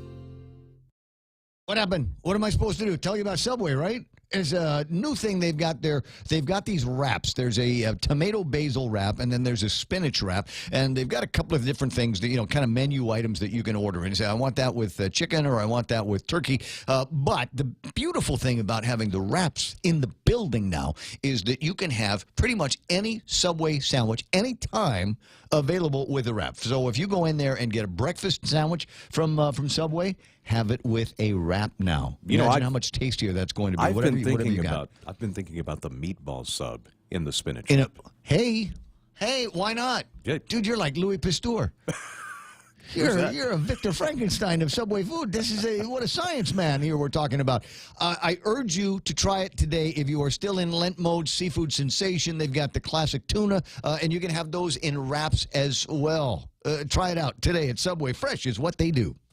Every time I travel, there's something from home that I can't leave without.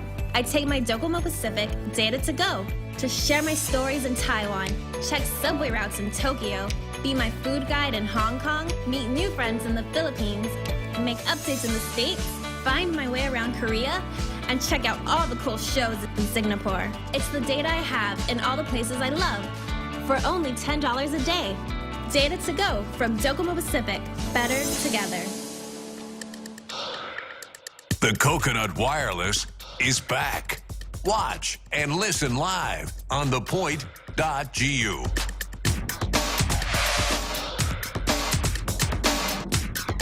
Well, the Mayor's Council has got their knickers in a knot here because we're trying to figure out how we're going to have the carnival. They've got until Wednesday. They've given themselves until Wednesday next week to come up with a final decision. It has been reported that it is off, but that's not the case. They're waiting on a few things. They have not yet made a final decision about whether or not there will be a carnival. So thank God we've got a drama here.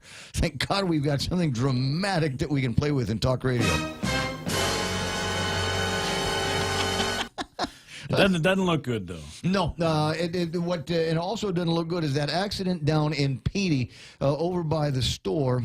The store in Petey. That's the only way I'm going to describe that. I'm looking at a line of traffic here that is going to start backing up even more coming in from Asson. Southbound traffic around Asson, Shelton Cut, just before you get it to the Devil's Horn area. And then all of that through Petey is a big chunky line of traffic. We anticipate that is going to cause for people to jump onto Route 6 and hit the Cross Island in an attempt to get past all of that. And that means that it's going to snag up around the old Automasters as you get into Adelup. Don't see a whole lot by way of northbound traffic or any snags through there. We'll go through this again in a few minutes when we do the official traffic report. But is it time? What the heck was that? Okay, might have been a bug. Yeah, could be. Is there any reason How why did I it taste? Need to eat a bug today? Did I lose another bet? That's usually the way I put things together in my head. Say if we don't have a carnival, I'll eat a bug. Yeah, well, they are high in protein. So what I was talking about with the carnival, and I'll get back to it in a second, had to do with what we might be able to do next. And when I say what we might be able to do next, I don't mean find $500,000 for them. I don't mean to hurry up, repeal, and reenact. I mean let's browbeat some of the senators that voted along with Talana and BJ on that bill that originally made it so that we aren't going to be able to play red, put your money down, play red, play. The lucky color is yellow. Hey, yellow, pay yellow. See, that was, in the olden days, that was my retirement plan. So you've been there before. I've never played those games. Oh, yes. I know whole families that this is what they do for like the family. They spend the entire year prepping to be a part of the carnival and pay whatever the licensing fees are and put up whatever the carnival management BS rules are, and that's how they make their living. And then they go away from the carnival, sit tight for another year. I mean, they got real life jobs, but I mean that's a big deal for the families. All right, so for the third time, you want to do the want to start the market report music? Good man.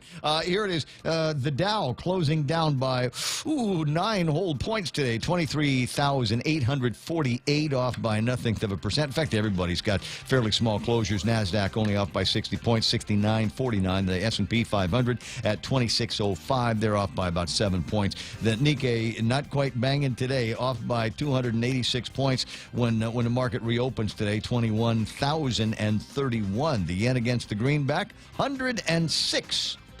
Is that right? Yeah, 106 point. Oh, almost 107 to the greenback. That's good for us. That's a gulp more Asahi Super Dry or Sapporo or Kirin when you're there. That's what that will translate to. And looking at the things that are very important, I try to take my own advice as much as humanly possible. So while the gas station signs still said $4.17 a gallon, I went and put some gallons in my car last night because I am that close. I'm sure that the gas companies are that close to an increase in the price of a gallon of gasoline here today. In the last couple of days, we have seen Tapas just shoot up and still trending up by 7 cents. Tapas at $71.38 for a barrel. In comparison with the stateside standard, that is West Texas crude, that is $64.72 is what you're going to be buying. If you were able to buy a barrel of West Texas crude, that's what you would spend. So you can see see the difference in the price for West Texas crude, the price of Tappas crude, and then the refined cost. And then the retail, and then the shipping, and then the BPT, and then the liquid fuels tax. And that's why we pay $4.17 a gallon here. At all three stations. You're the investigative guy. I'm just the commentator. You're the gatherer. I chew on the It's called stuff. competition. You know, they have to match each other's price, right? What? Really? Is that the way that works? If I was in that game, I'd find a way to make my prices lower, or make my service so unbelievably good that I could justify a higher price. You know, I got guys that come out there and not just squirt the water on. Actually wipe the windows down. Oh, like they used to. Yeah. Put air in the tires while you're there. Check your oil. Wow. All of that. I'd pay Who does that $4.50. I'd pay anymore? $4.50 a gallon for that. Actually, they do that in the Philippines. Concierge service. Yeah, they do that in the Philippines. And here, I was kind of surprised when in the Philippines, you go to a gas station, you get a new room massage if you want. Pretty much, yeah. They do that in New York too, but then somebody has their hand out asking for a donation. Exactly. So that, my friends, is where we are on the markets. Let me see if there's anything big that they're talking about on the websites. Trump wants to go after Amazon over taxes, but Congress and the Supreme Court could settle the issue for him. Remind me to read up on that later. White House says Trump's not looking to go after Amazon. I love this country these days. He's going after him. He's not going after him. Bitcoin is nearing a death cross on the charts. What could that mean? Probably means you and I were smart to stay away from it. You know what? I don't know. I'm still not. I'm still. I still have that feeling every once in a while that if I'd have gotten in early and buy and hold for a long time, that it would still end up being a good deal. You ride out the peaks and the valleys like you do with everything else. There just seem to be so exaggerated with Bitcoin. But I'll read up on this story while you're listening to The Extra Point with Jerry Roberts. What would you say if I suggested that you need to take more showers? Would you be offended? I'm Jerry Roberts, and actually, it's a strategy for being more creative. Grab the soap. That's next on The Extra Point. If you're like me, you get some of your best ideas in the shower. Why is that? Did you ever wonder? Research shows we're more likely to be creative when doing something that doesn't require our active attention, when we're sort of on autopilot. Our subconscious mind is free to daydream and just come up with things. According to MentalFloss.com, the water defocuses us, relaxes our prefrontal cortex, the command center for decisions, goals, and behavior. It also switches on the rest of the brain's default mode network, which clears the pathways that connect different regions of the brain. This puts our creativity on overdrive. You might ask, then why isn't this true when I'm in a boring staff meeting? My mind wanders there too. I hear you. I've been in those kinds of meetings myself. The difference is likely our comfort level. First, it's just us with the water in a small and private place. For many of us, it's the only time we get all day when it's just us, alone with our thoughts. As soon as we exit the shower and get dressed, a long list of responsibilities may be waiting for us. In addition, there is nobody staring at us from across the conference room or critiquing our contributions in the meeting. And the time we shower is a factor. Early in the morning or late at night is best because we are likely more tired and more easily carried away by the repetitive feel and sound of the water. We're distracted, relaxed, our prefrontal cortex slackens, our default network powers up, chemicals are released, and alpha brainwaves roll. It's the perfect storm for idea production. At the signpost up ahead, your next stop, the Highlight Zone. And speaking of highlights, make sure you have a pad and pen outside the shower so you can write down your great new ideas. Now, does taking more showers guarantee that you'll always be brilliant, get more promotions and raises, and lead a life they'll be writing about for years to come? No. But I'll bet the people working close to you will be glad you did. And there's a bonus for you. That's The Extra Point. Get out there and make something good happen today. For 93.3. I'm Jerry Roberts. Why do I always feel like I'm more creative after 2 beers? Yeah. Can I tell you where I get some of the creativity from? Where that? Dreaming. Oh, okay, yeah. Dreaming. And every once in a while, in the buildup of the radio stations and the buildup of the studios, because we're using, a bunch of new technology around here. And there are interconnects sometimes that aren't obvious and opportunities to make connections that aren't obvious. Sometimes those things come to me in my dreams, and I'll remember them, and I'll come to the office, and I'll try it out and go, yeah, that's good, and then write it down and send it to the manufacturers because, trust me, it ain't in the manual. Most of the time, the really, really good stuff just isn't in the manual. If you were distracted maybe by a brilliant idea while you were listening to Jerry Roberts and his Extra Point this morning, go to GuamTrading.com on the World Wide Web and download your own copy of that and keep it around for some kind of handy reference. That, my friends, is the Extra Point with Jerry Roberts on The Point. Join the most excellent of egg hunts. Chuck E. Cheese's Guam is holding their annual indoor egg hunts on Tuesday, March 27th from 3 to 7 p.m. Pre-register for the right age group in one of the 4 egg hunts per hour. Bring your baskets to hunt those eggs. Stay and play for the best experience. Call 647-4544 to register or stop in the restaurant and sign up. Excellent egg hunts at Chuck E. Cheese's Guam.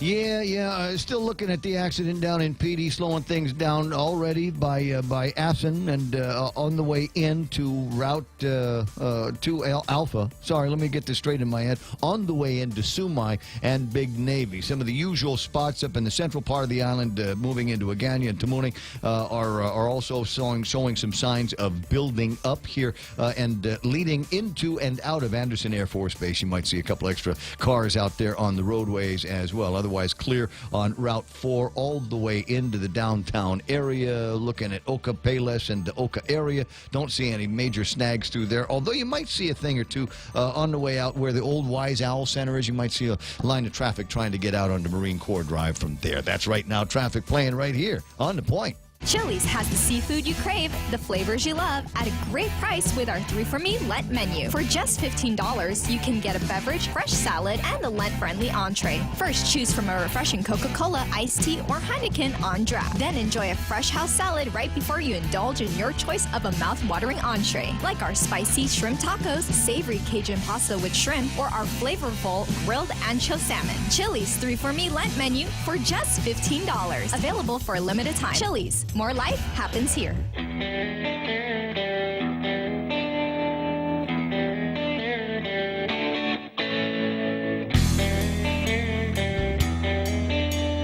So this was going to be my plan on how to deal with. Oh, I can't start that now because we got to go into the headlines. Man, I'm really trying to get used to the layout of this show.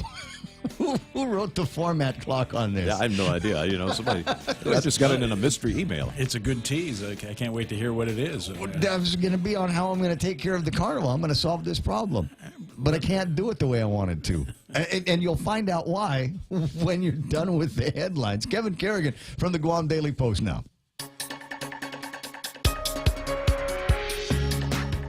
Half a day and good morning, Guam News Time here at The Point is 31 minutes past 7 a.m. And the headlines from the Guam Daily Post this morning. Linda Card, the Chief Public Affairs Officer at the Air Force Office of Special Investigations in Virginia, confirming for the Guam Daily Post this morning that a person has now been taken into custody but not charged in connection with the death of an airman at Andersen Air Force Base on Tuesday. Card revealing that Andersen Security Force airmen were the first on the scene early Tuesday, and they saw a lot of blood, she said, at the scene and what appeared to be a stab wound on the victim, according to Card. There is a subject in custody, she said. However, he remains innocent of any criminal charges until the autopsy results are released and charges are preferred. Until then, she said, we will continue to investigate and take appropriate action based on conclusive investigative findings as well as the official autopsy report.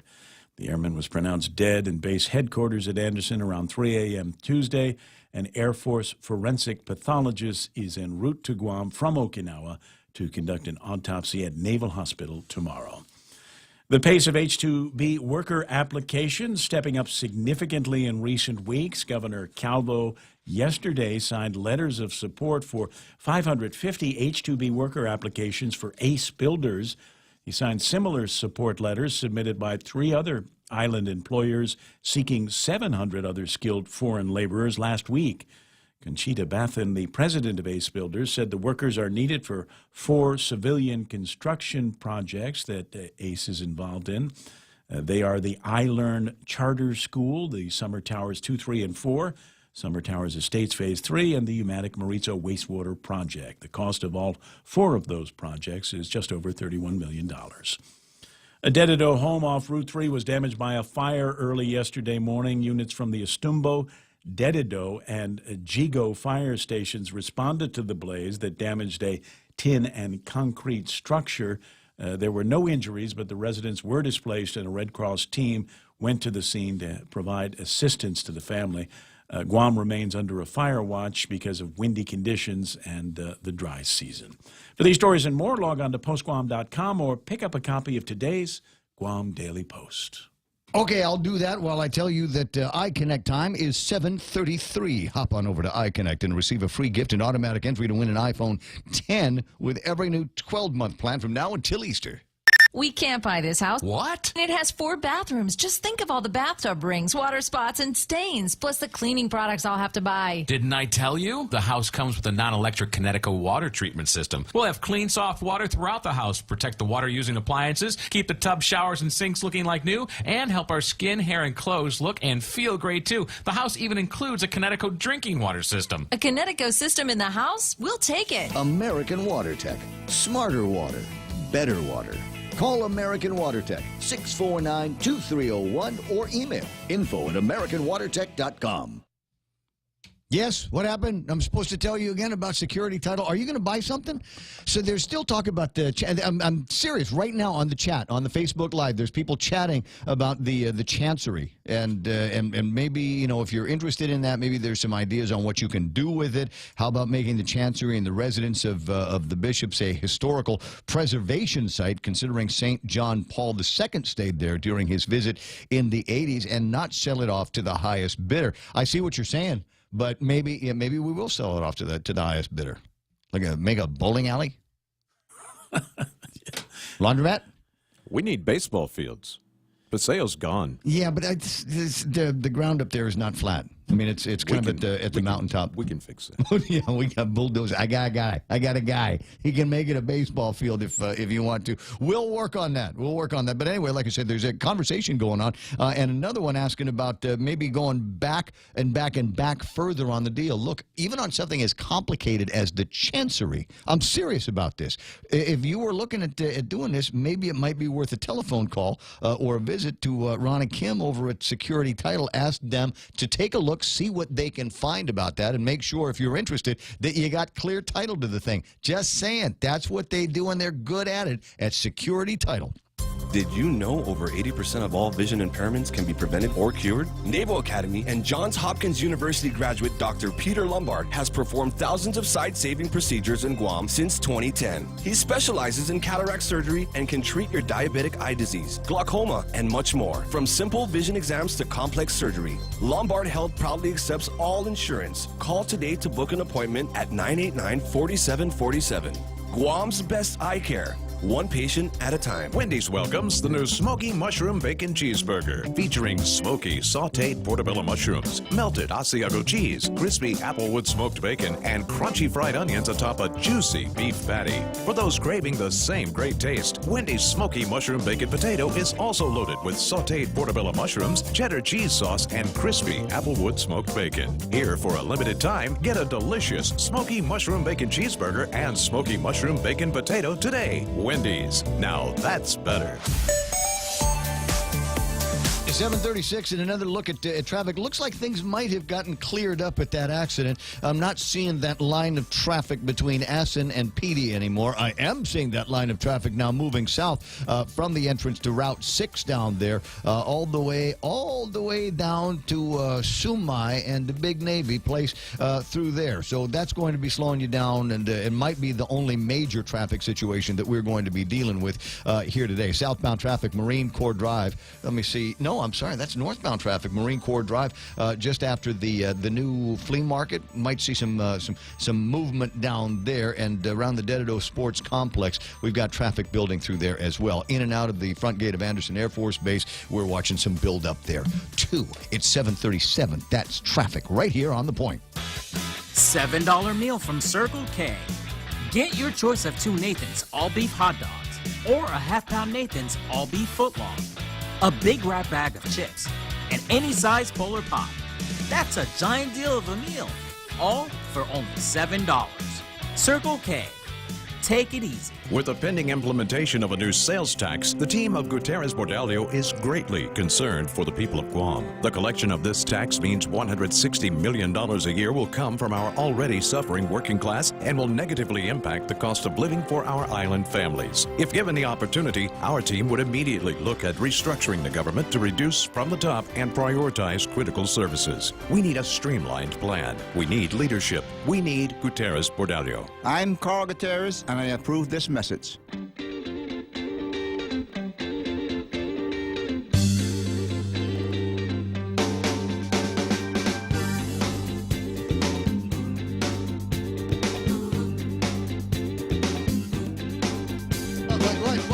What is it?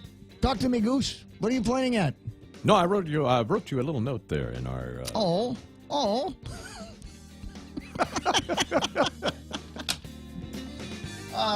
Okay, all right. Yeah, no, you can say that on the radio. There's no reason why to keep that a secret here.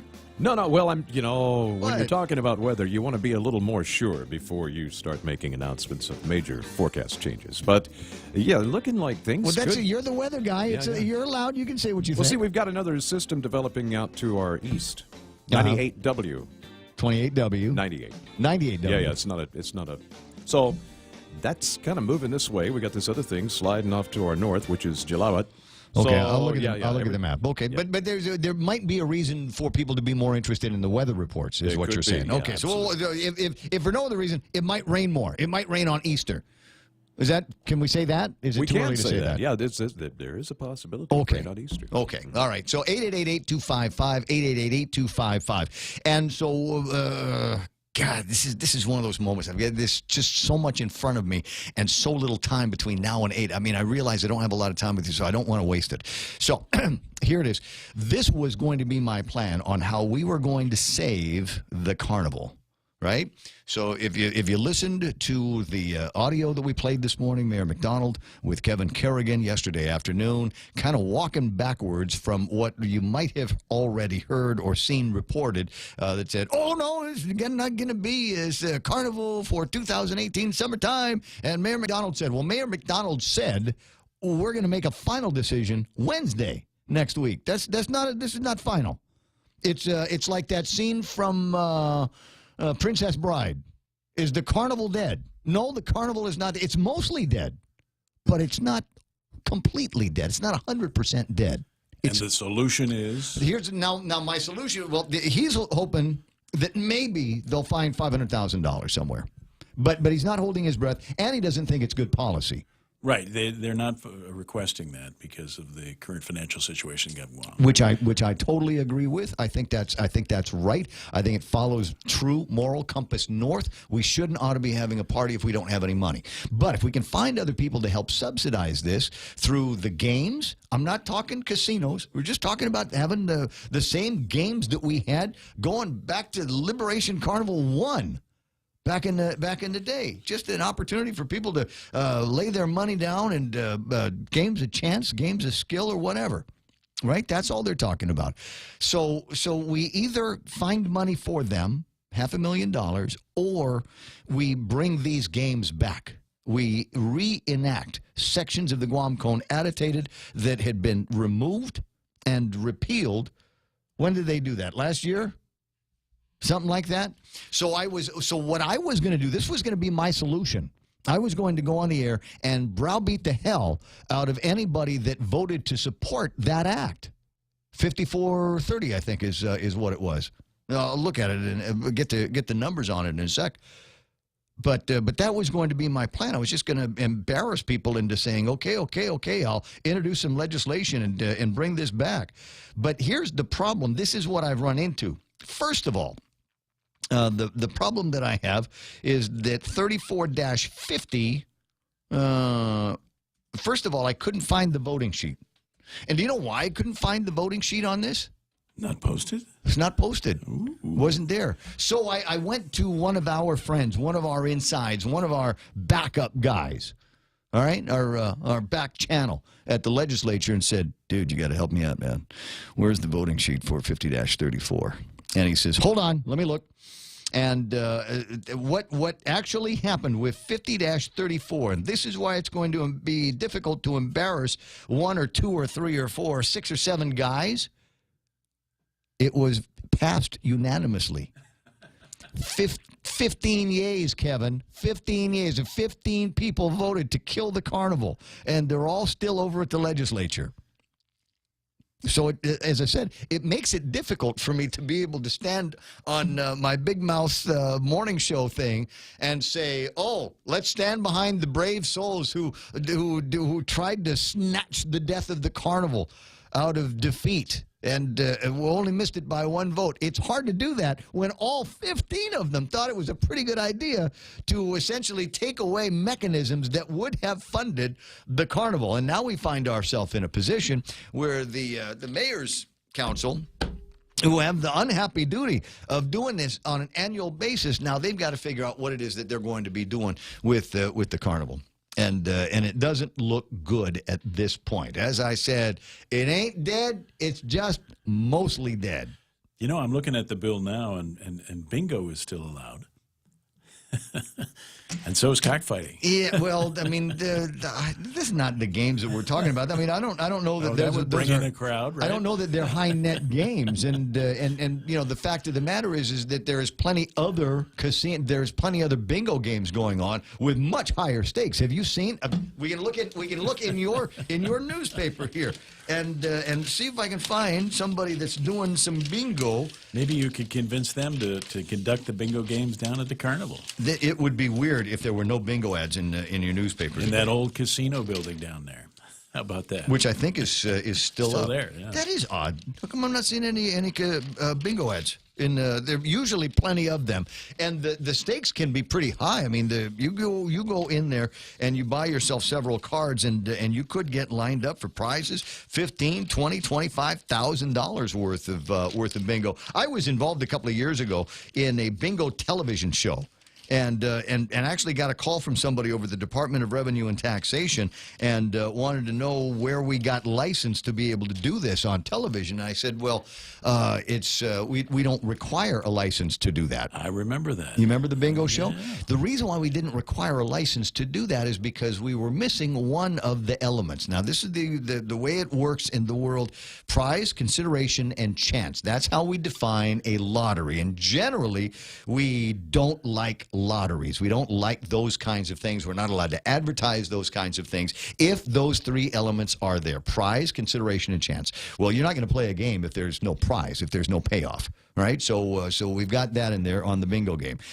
There was chance because it's bingo. It's the ball floating around in the thing and eventually going into coming out and filling up a hole on the Bingo King device. So there's your chance. And the guy says, yeah. I said, and the way we play it, there is no consideration. Our bingo cards are free. All you have to do is get the bingo cards and watch it on television. And I remember once or twice we did it on the radio, and that's all you need to do. So prize, consideration, and chance. And because there was no consideration, you didn't have to pay, then legally it wasn't a lottery. And the guy said, thank you very much for your time. And that was the end of that conversation. So I was talking about bingo and looking for bingo. So yeah, I might go to the carnival and sit on the old tennis courts which is where they were the last time I passed by the carnival and play. But I don't know that I would be able to play for, as an example, Hafa-Adai Bingo Bonanza. The Hafa-Adai Bonanza is $15,000 if you can get 51 numbers or less, right? So is that a blackout? No, the blackout is $5,000. If you can get to, if you can black out your card with 47 numbers or less, it's $5,000, and that's doable. Wow! So you can get some serious money. High stakes game. Letter X game, $5,000. Indian Star game, $5,000. Right, so there's some serious money, and like I said, where are they playing the Hafa-Adai Bingo? Guam Greyhound Park. There's beer. They take credit cards. They might even let you smoke inside. So why would you do that at the carnival if you can go someplace like the Guam Greyhound Park and do the deal over there? Is it air conditioned? Is it inside over there? Have you ever done? Nope. You've never done regular bingo. You've never gone out and done it. Nope. Oh, what a! I think what a thing. you have to be 70 or something. No, there's no age restrictions on anything, but you just don't yell bingo unless you have it, because there will be gunplay if you don't. So just saying, just pointing it out. So it's going to be very difficult for me to go with my original plan, simply because it passed apparently unanimously over at the legislature. So that means that's 15 butts that you've got to kiss. To get it done, to have this reconsidered over at the legislature. Now, I'm not saying it's not going to happen. I'm not saying. I think that the mayors, as powerful a group as they are, I mean, think about that. All of the raises that have been rescinded, all of the raises that have been given back, mayors kept theirs, didn't they? They did. They sure did. Yeah. How are they a protected class? I don't know. Hey, we don't feel like mowing the yards over at the DOE schools anymore. And guess what? They're not going to. DOE is going to have to figure out how they're going to do that. And so I've got there's no reason for me to suspect that the body that is the mayor's council could not get together and do enough lobbying through the media to be able to get the legislature to see things their way on reversing the bill 50-34.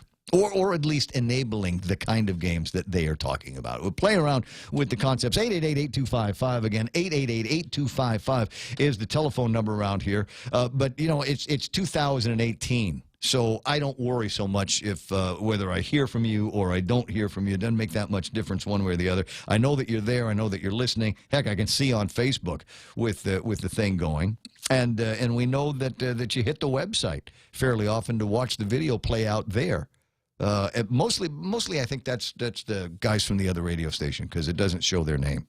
But anyway, so one of the other things, let me treat you to this. On the Facebook Live and on the point.gu, viewers will be able to see this. Asking the question, which is the weakest of the Democratic gubernatorial teams? Now, there is method to the madness of me asking this question. And I'll tell you what it is right now. The reason why I'm asking the question is because I am a Republican. And although I am a card-carrying Democrat, it sounds odd, but I'll explain it later if I need to. But I am a Republican. And my friend Ray Tenorio is running unopposed for the governor's position in this upcoming election. And so what I would do as a Republican is say, hey, congratulations, good luck, Ray, in the primary. He doesn't really need it. He just needs some family and friends to make sure he has the right number of votes, the right percentage of votes, so that he can be allowed to continue on to the general election by law. So that leaves me with the opportunity then to vote for a Democrat. I can cross over on the ballot and vote in the Democratic gubernatorial primary. Who are you going to vote for? Well, that's why I'm asking online. I've asked the question online, which is the weakest of the Democratic gubernatorial teams? Because for heaven's sakes, I don't want anything to happen to Ray, so I would vote for the weaker guy. I would vote for the guy that doesn't stand a chance of winning against Ray. You see where I'm headed? Sure. Okay. So see what they tried to do with Trump, and it backfired on him. But anyway, so here are the numbers now. Which is the weakest of the Democratic gubernatorial teams? And so far, Dennis and that guy are the number one poll answer here. They got 30.61% of the people that have visited the website said Dennis and that guy are the weakest, followed by the Gutierrez-Berdallo team, followed by Lou and Josh. And if you stand this upside down, then you would infer that the strongest team is Frank and Alicia. They've only got 19% of the vote claiming that they're the weakest.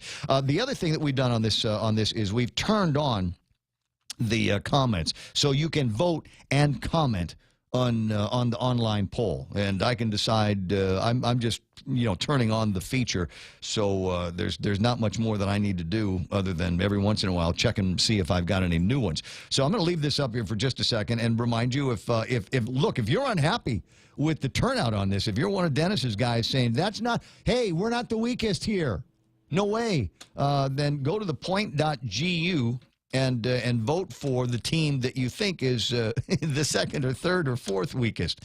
So that's okay there.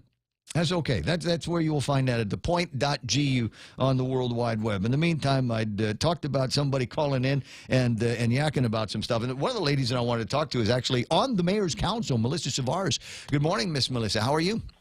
Hi, good morning, Ray. I'm doing well. Not necessarily what I was going to be calling you about. Wanted to ask you some questions about some stuff that was going on in Dededo. But while I got you on the line, just from the position of somebody that is in the Mayor's Council and has been for a long, long time, what do you think of the chances that maybe there could be something happening at the legislature that would provide for at least a return of the fun, almost juvenile game of chances at the carnival? Well, color game and betu, those things that are outside, I would love to see, so we can hear all that noise in the carnival area. But of course, it's all dependent on the legislature and making an amendment, as well as the governor. So I'm not the carnival committee, Ray, so I can't. I know, but you're a mayor, and you're a mayor of, frankly, one of the largest villages on Guam, and that's where the constituency is going to be going and having a good time, is going to be at the carnival. So I'd want you to fight. What you were talking about, just for a second here. Anybody that's ever been to the carnival recognizes that there is a soundtrack, there's a smell, there's a sound, there's a feel, there's a taste to the carnival, and without that hawking that goes on from all of those different games, the betu, the colors game, all of these, it sounds different. It has a different feel, and it's wrong, and it's against God's plan, and it makes baby Jesus cry. Yeah, but it's a very different sound. The only sound we had was from the entertainment, which was way up on one end of the carnival site, the Chamorro Village setting. And then, of course, you can hear the rides, going on the other side of the parking lot, but no other sound. And Ray, like you said, if you walk down the carnival, anywhere you'll hear, place your bets. Oh, yeah. Put your money down. Lucky colors, red, pay red, pay red. Colors, and the ball is rolling and that kind of stuff. Yeah, didn't you do that when you were a kid? Oh, God. We listen, right? But, of course, you watch the adults play it. And so, and then, of course, the pounding of the dice, the cup, because they're going to throw that dice. That was a lot of good sound, but you didn't hear that last year. Now, I wasn't on the air, so at the time, I wasn't doing a radio show at the time. I was in my exile, if you will. So the question is, how did you guys let this thing go to the point where we got 15 senators basically voting against the best interests of the Mayor's Council and the carnival? Well, Ray, I almost called you Senator. But, Ray. Deputy Director will do. Anyways, Ray, it was sad. It was sad. That happened in June, right before the opening. So, it was a shock to us. You could see it going back and forth. Yeah. And then all of a sudden, all 15 of them voted against having any kind of games. It's like they found out that playing those games would give you AIDS or something. And so, we can't have that. So all of a sudden I thought it was just a casino. As I've said 100 times, I'm okay with that. I've got personally limited use for the casinos. I'm not a gambler. I thought sometimes that they needed to move the casino a little bit further away from where the general family action was. On a barge, Yeah. But I'm not against. I mean, gaming I don't agree with, but games that color games, the color game, it brings sound to the festivities, and so it's gateway. It's the gateway to real gambling. I think maybe is that what they were concerned about? Yeah, when they took the color game and the Betu away, that was just like whoa.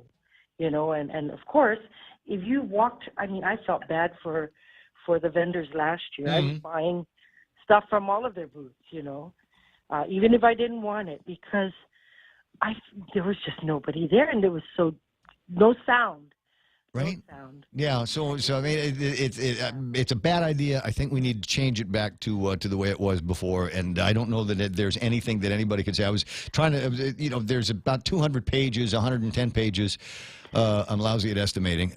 There's about 110 pages worth of the committee report, and I wanted to take a look at and see in the committee report if there was anything in there that was really damning against those games. I can see the casino, sure, but I think throwing all of the rest of the games out with the bathwater were incorrect. It's either that, or as Kevin points out, rename all of the games bingo.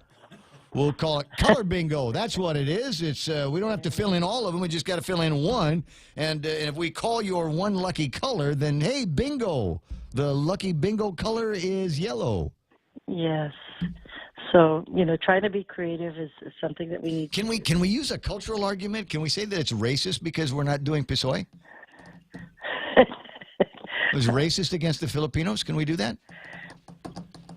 Maybe. I don't know. I'm just trying to help. I was just reaching for straws here, hoping that there might be somebody over at the legislature that will hear and go, man, that Gibson's right. He should have been on the air when they did this. That we wouldn't be in the jam that we're in now. Okay, so the other thing is, are you going to continue to cut the grass over at Weddingale? Or are you going to leave that to the DOE guys? We will continue until the end of the fiscal year, till September 30th. We will continue to. We have, in Dedito, we have contractors that come in to cut the grass, and so we will continue to manage that until the end of the fiscal year. So if you're able to get contractors, why wouldn't DOE be able to do that? They've got procurement as well on things like that. So yes, they should be seamless, right? Going out of your control into their control. Right. That should be very painless to do. So you didn't actually get any money from the legislature to go out and buy bush cutters and machetes and that kind of thing, right? What we did get the appropriation rate. Yeah. They did give us some money to do it for us to do it ourselves when buy our equipment, or to hire a contractor. And of course, for us to do it ourselves, I only have 5 maintenance workers. Yeah. And we have 6 schools that we're responsible for. Easier to hire the guys, I understand. Or get goats. Has anybody pondered the idea of goats? Well, there's the kids running around, so I don't think we want. See, and that's the thing. I was telling you yesterday about getting the kids to do it, and the same way that you got people from over at the court that have to do work in the villages, I would get the kids under the same programs in the Department of Education. I don't have enough time to ask the question, but maybe we'll call you back just for a real quick chat, because sure. I wanted to find out what you guys are going to do with the site that was the old flea market. Okay. Okay. All right, talk to you soon. Mayor Melissa Savaris with you on The Point. We are KUSG Hagåtña. Fox News is playing on the radio right now. This is a Fox News alert. Another White House shakeup. I'm Rich Dennison, Fox News. President Trump taking to Twitter tonight to announce changes at the Department of Veterans Affairs. In a series of tweets, the president announcing he wants to replace VA Secretary David Shulkin with Rear Admiral Dr. Ronnie Jackson, who has served as the White House physician since President George W. Bush. Robert Wilkie will serve as the acting secretary for the Department of Veterans Affairs during the transition.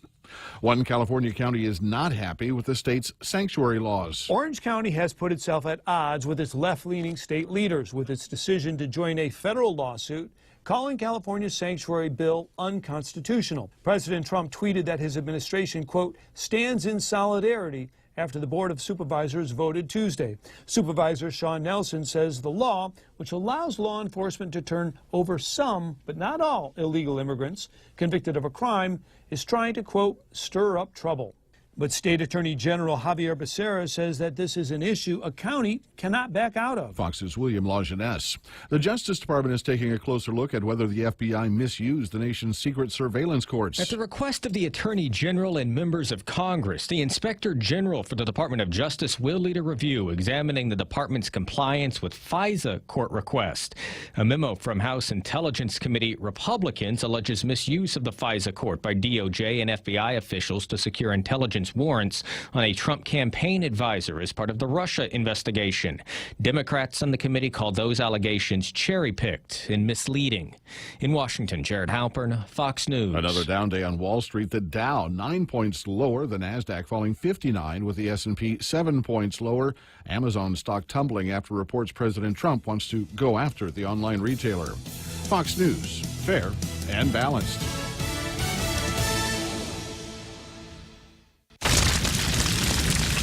Wildfires burn millions of acres each year. And each year, wildland firefighters like Fire Chief James Hall battle to contain them. But they can't do it alone. A single ember that escapes from a wildfire can travel more than a mile. It can ignite and destroy your home, your community, or more. That single ember can be just as dangerous as the wildfire itself. But you can do something firefighters can't. You can act now to prepare your home and your community for wildfire. You can reduce the risk. Do your part. Go to fireadapted.org. Get Fire Adapted. Learn what you can do now to reduce wildfire damage later at fireadapted.org. A public service message brought to you by the U.S. Forest Service and the Ad Council. Learn more at fireadapted.org. A man being deported by immigration officials slips away from officers at JFK International Airport in New York. He is 31-year-old Mohamedou Lamine Mbek. He was last seen wearing a black or purple shirt, jeans, and sneakers. ICE agents say he made his escape after his handcuffs were removed so he could go through TSA security. Once the cuffs were off, the 6'3" tall deportee bolted and managed to elude the ICE officers for at least 30 minutes before he found his way outside and jumped in a cab and took off. Fox's Laura Engel. A judge threw out involuntary manslaughter and many of the other most serious remaining charges today against 11 of the former Penn State fraternity members arrested in a Pledges hazing-related death last year. That case involves the February 2017 death of 19-year-old sophomore engineering student Tim Piazza, who died of severe head and abdominal injuries after falling several times at the house the night of a bid acceptance ceremony and party. A Virginia teen trades his Snapchat handle for a pricey cruise. The Richmond Times-Dispatch reports Carnival Cruise Line surprised 15-year-old Darian Lipscomb at his Prospect home after putting up signs around town asking, "Hey, Prospect, does anyone know Darian?" The goal was to make a trade. In exchange for his @Carnival Cruise Snapchat handle, reps offered the teen and his family a free trip aboard its newest ship, the Carnival Horizon, a vacation worth about $5,000. Reps for the cruise line call it a fun way to claim the account and reward a super fan. Fox's Kristen Goodwin. The Mega Millions lottery drawing has grown to an estimated $502 million, the 10th largest in the multi-state games history. The $500 million jackpot would be paid out over 29 years. The cash option would be worth just over $300 million before taxes. The chances of winning Friday night's jackpot are more than 302 million to 1. No one has won the Mega Millions jackpot since January. I'm Rich Dennison, Fox News Radio. Hey, it's your stomach again. Subway has all new signature wraps, and around the water cooler, the other stomachs can't stop talking about them. Chipotle Southwest Steak and Cheese, Turkey, Bacon, and Guac, Rotisserie-style Chicken Caesar signature wraps. Listen, if I'm honest, as a talking stomach, I don't have a lot of life experience. But I do know one thing. These signature wraps are jam-packed with meat. So what are you waiting for? I'm growling over here. Subway, make it what you want. The stations of Choice Broadcasting are celebrating April 2018 as National Earth Month in the first ever Upcycle Mascot Showdown. We've invited the public elementary 5th grade classes to set the example and build their school mascots completely out of recyclable material. Come down to the Chamorro Village Festival Huts on April 21st from 1 p.m. to 4 p.m. for a full day of fun. Support your school's mascot and be sure to vote for your favorite. Judges pick the first place winner. The public votes for the second place winner. Celebrate Earth Month with our students in the Upcycle Mascot Showdown. Brought to you by Leo Palace Resort Guam, Dr. Yang Dental, Denny's of Guam, and The Point. Every time I travel, there's something from home that I can't leave without. I take my Docomo Pacific Data to Go to share my stories in Taiwan, check subway routes in Tokyo, be my food guide in Hong Kong, meet new friends in the Philippines, make updates in the States, find my way around Korea, and check out all the cool shows in Singapore. It's the data I have in all the places I love for only $10 a day. Data to Go from Docomo Pacific. Better together.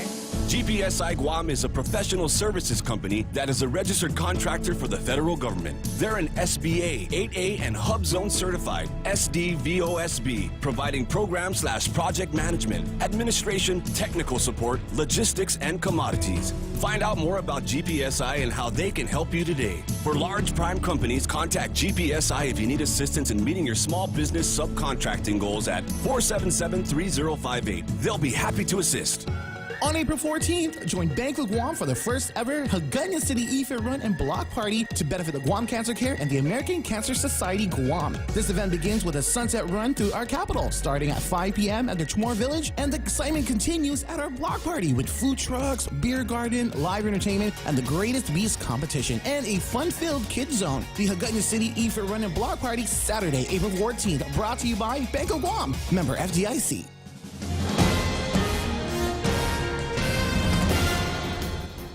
Half a day and good morning, Guam. News time here at The Point is 8 minutes past 8 a.m. this Thursday morning. I'm Kevin Kerrigan. Here's a look now at some of the top stories from the Guam Daily Post. Linda Card, the Chief Public Affairs Officer at the Air Force Office of Special Investigations in Virginia, confirming for the Guam Daily Post this morning that a person has now been taken into custody but not yet charged in connection with the death of an airman at Andersen Air Force Base on Tuesday. Card revealed that security forces airmen at Andersen, who were first on the scene early Tuesday morning, said that they saw a lot of blood at the scene and what appeared to be a stab wound on the victim.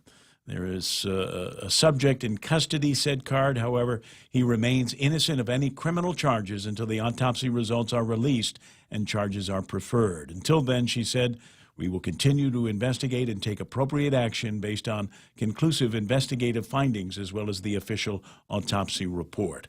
The airman was pronounced dead in base quarters around 3 a.m. Tuesday morning after being found unresponsive. An Air Force forensic pathologist is en route to Guam from Okinawa to conduct an autopsy at Naval Hospital tomorrow. The Air Force is yet to release the name of the deceased airman. However, the Guam Daily Post has learned separately that the deceased airman's hometown was in Texas and he was formerly stationed in Louisiana at Barksdale Air Force Base, the home of the B-52s. In other news this morning, the Mayor's Council of Guam on the verge of scrapping the annual Liberation Carnival that for decades has helped raise funds for the festivities surrounding the annual Liberation celebrations, as well as providing entertainment and amusements for children and adults. Following a meeting with fellow mayors yesterday morning, Mayor's Council President Paul McDonald said, "We decided to wait until Wednesday to make the final decision." McDonald, who is the mayor of Hagåtña Heights, says they're frustrated with the lack of government support and the low turnout at last year's carnival, which was marred by the casino fiasco that led to the banning of all gambling activities at the carnival, including those so-called games of chance. However, McDonald said if the legislature and the governor can agree to reverse the current ban and allow the restoration of games like Beto Beto or the color game, they might change their mind. The mayor said that he is aware that a bill was under consideration in the legislature to provide about $500,000 to the council to conduct the carnival this year, but he said the mayors feel they can't accept such funding at this time given the current financial situation of the government of Guam. We'll have more news after this. We have those moments in our lives that happen unpredictably. The unexpected instances that we did not really need. Now you can count on us to stay well, stay well. Pa-pa-da to live well, live well. Pa-pa-da to stay well. Making sure you stay well, stay well. Oh, we'll lift you up when times are low. I'll see how far we'll go and stay well. Staywell Insurance. See how far we'll go. Do you suffer from eye strain? If you work at a computer, follow the 20-20-20 rule. Every 20 minutes, look 20 feet away for 20 seconds to reduce eye fatigue. Ensure you have the optimal prescription for your contact lenses and glasses. Early stages of common eye diseases typically have no symptoms and can only be detected with a comprehensive dilated eye exam. Call Lombard Health today to book an appointment at 989-4747. Guam's best eye care, one patient at a time. 11 minutes past 8 a.m. here at The Point. The past chairman of the Guam Chamber of Commerce concerned about the new tax law because it doesn't phase out the old business privilege tax when it phases in the new sales tax.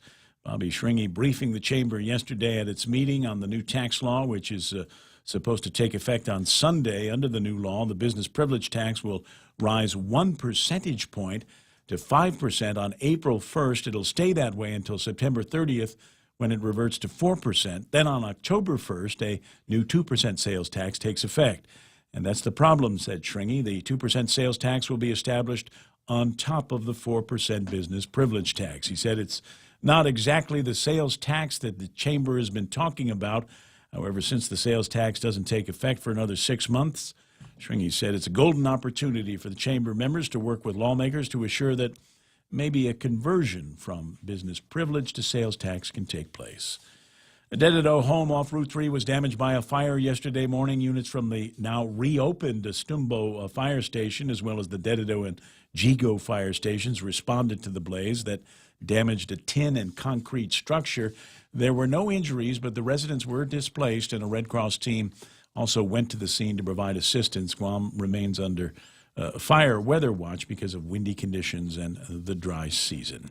For these stories and more, log on to postguam.com or pick up a copy of today's Guam Daily Post. Some weather with Ray. Well, thanks very much. I've got the weather gizmo up on the screen, so I've got to ask Mike Knight to come in and kind of explain what it is that I'm going to be looking at. Partly sunny skies, isolated showers today, becoming mostly cloudy with scattered showers, and isolated thunderstorms could be back in the forecast. Southeast winds up to about 20 miles an hour will decrease around evening. Highs near 88 degrees and overnight lows of about 76 degrees. Sunset tonight at 6:32. So, Michael Knight, I got the what do you call it? The satellite imagery that is up there. I suppose I could go for the radar. Maybe the radar will tell me a little bit more. But not really much on radar right now because there's just not much rain near us. Okay, but yeah, what we're looking at right here, if you're hopefully you're looking, you can see Tropical Storm Jalawat off to the left, and we are kind of left center on the screen here as you're looking at it. You can see the little Marianas, and then down to the lower right, you see this other flare up of cloud. That's 98W we were talking about earlier. It's not really expected to develop, but as Jalawat turns to the top and then to the right as you're looking at the picture to the north and northeast. This other system's going to kind of come up along but behind it, and then very well could be some of that moisture gets pulled up into Jalawat as it takes off, as it gets caught up into the winter flow. It takes off to the northeast. And then if you look down to our southwest, now you see the storm, and just down south of that you see what's called an area of convergence. And a lot of, as Jalawat passes to our north, it's supposed to drag that moisture over the top of us. So if it does, that's going to mean a lot of rain there. If it combines with this other weak system that's coming in, even more rain. So I was thinking it's just going to leave. It'll suck up. It'll suck the weather towards it. It will leave in its wake a low pressure void, and then we'll see all of the clouds and all of that try to fill in that void as it makes its way past and up and out. Right, and then once it passes, here's the funny thing is once that system gets north of us, Jalawat, our winds are going to more or less disappear. It's going to be hot. Hopefully, we can hope for some clouds and rain, because if it doesn't, it's going to be a very hot, windless beginning of next week. I've been through some very hot Easters in my life before. It would not surprise me too much. I'll leave that up on the Gizmo for just a little bit. 8:15 in the morning. So that's news and weather together here on The Point.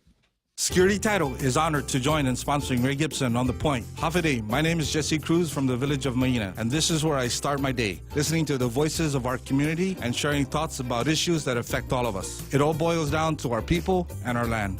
Protehi Tanomo. Protect your land. When it comes to your family land, remember to call the professionals at Security Title, just like you call Ray Gibson in the morning. Portions of the program brought to you by King's Restaurant. You know what they do at King's. They serve your favorite meals of all kinds, breakfast and lunch and dinner. And if you want breakfast at dinner time, they'll do that for you as well. Been doing that for 40 years. Always open, always local. King's Day. My name Restaurant. is James Moylan, and I'm running for a seat as your senator. The people of Guam expect more from their leaders, and I intend on delivering. If given the opportunity, I will bring my experiences in the military, public, and private sectors. I understand that during challenging times, tough decisions and an open mind are needed. Your tax dollars also need to be spent wisely. If you expect more from your elected officials and expect them to think outside of the box, then I humbly ask for your support this November. Thank you. Paid for by the committee to elect James Camacho Moylan for Senator, Carlos Camacho, Treasurer. The Ray Gibson Show is also brought to you by First Hawaiian Bank, where it's all about yes. For more than 40 years, we've managed our island's most precious resource, your health. Take Care's benefit plans allow members access to more than 120 medical providers, 40 dental providers, and 18 pharmacies in the region. Take Care's health plans ensure members in Palau, Saipan, and Guam receive the care they deserve. Our programs and wellness classes have proven results for our valued members, and our commitment to your health never been stronger. Take Care, our island, your health plan. Special things only come around once a year, and it's time for fish fans to celebrate the return of Wendy's Cod Filet Sandwich. Wendy's uses the gold standard for fried fish, wild-caught Northern Pacific cod, breaded with panko crumbs to a light crisp. Add a new creamy dill tartar sauce and crisp pickles, and you've got the fish sandwich many say is the best of the bunch. Get yours today at Wendy's, located in Tamoning, Barragata, Agana, Dededo, and Naval Base. Wendy's Cod Filet. Now that's better. Morning talk that matters. The Ray Gibson Show. Any speaker, anytime. Call now. 888-TALK. That's 888-8255. Yeah, buddy, 8:17 in the morning. So much to get to, but I want to be a good host and say welcome and half a day. Hey, did you eat? Come in, eat. Come in. We've got food here. Just come in, sit in the kitchen, you, and we'll feed you. Great sound in Pittsburgh, says Ron Wolf. And I got my buddy Tom Watson. Just hello from Colorado. Your show sounds good here via Facebook. So glad is that the golfer? No, different. Not the golfer guy, but a different fella. And Tom's training educator. He's a smart fella. I've been to a couple of seminars that he's thrown here on Guam, and he's got a couple of other gizmos that go on from time to time. He's a sometimes resident of Guam, so next time you're here, make sure you stop by and say hello and tell me what you've been up to. Jeff Evans in California has got the radio on. Sahara Defensor has got the Facebook going this morning. So it's just I'm just as delighted to see off-island folks enjoying the stream as I am folks that are here on Guam, like Kaz Endo, who has joined the stream this morning. Carl Pangolino. Hey, Kaz. Yes, that one. See, it's two of my favorite. Carl. Yeah, two of my favorite listeners with K's in their first name. So the rare Carl with the K. Yes. Right? Yeah. And great golfer buddy, right? The other, a friend of mine, he was the son of the only other Carl I've known with the K, the wrestling the wrestling legend from the 60s and 70s, Killer Carl Cox. Oh, interesting. Yeah. Dave Duenas, Rita Hugo, Lynn Vince, Borja Polino, Frank Tito, Mo Cotton is back there. I see Mark Mendiola and Ken Williams, who likes my idea of what did you want me to make into a casino? No, I'm not crazy about the casino. What I want to do, Ken, is take the games of chance that are now outlawed and rename them to bingo. Because bingo is apparently legal still based on the rules and regulations that exist in the Guam statutes. It's also my daughter's favorite song. BINGO. Yep. Bingo was his name. With my daughter, while she was still in the womb, I was singing that old Three Dog Night song. Jeremiah was a bullfrog. Was a good friend of mine. Right. And certain Squeeze songs. Just like that. Tempted by the No, fruit not that of one. a- Oh. No, the But that's a incense squeeze song, goes right? from the rocks Oh. above the paths. The cowboys take positions in the bushes and the grass. The squaws with the corporal, she is tied against the Did tree. you learn a lot of history from Iron Maiden back in the day? The group Iron Yeah. No, see. Them and Black Sabbath, absolutely. Yeah, I learned a lot of history from Iron Maiden when I was a kid. So you might not be able to tell this That's about why me you don't just know by about looking. history, I guess. Yeah, I don't know much about history.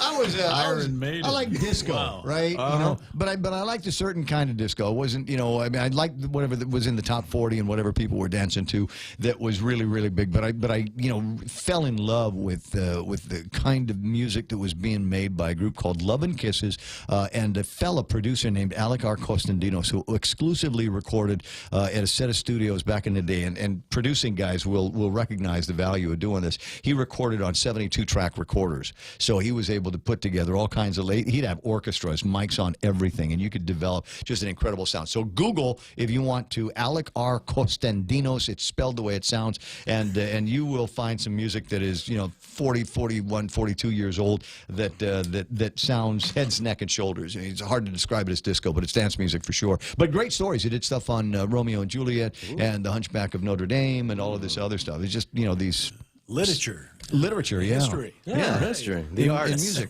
Yeah, it all ties together. Do you want me to tell you how I invented rap in 1979? Yes. Were you hanging out with the Sugar Hill Gang? Not enough time on the program here. 20 after, and guess what? It's time for Sports with Blake.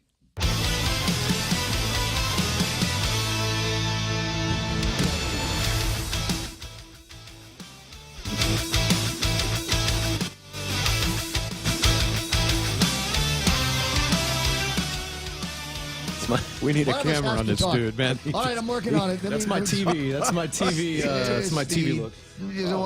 There are multiple cameras on everybody now. Panning to camera one. Yes. Yeah, got it. Kevin taught me a little bit of that, actually. So I got some Friday fun for sports. It's not Friday. I know, but I know how you like alliteration. Okay. So yes. So opening day is tomorrow. Today, it's this date over in the States. It's gonna be tomorrow. Good Friday our time. Mm-hmm. And I got some. So I've scoured a couple websites and I've come up with a list of some very interesting names. And all these guys actually existed in the history of baseball. Got about 15 here we can run through real quick. Do it. Chicken Wolf. Nice. Yeah, Chicken Wolf. If you want to hear about some of these, let me know. And I'm going to write some of them down in case I have kids. Okay.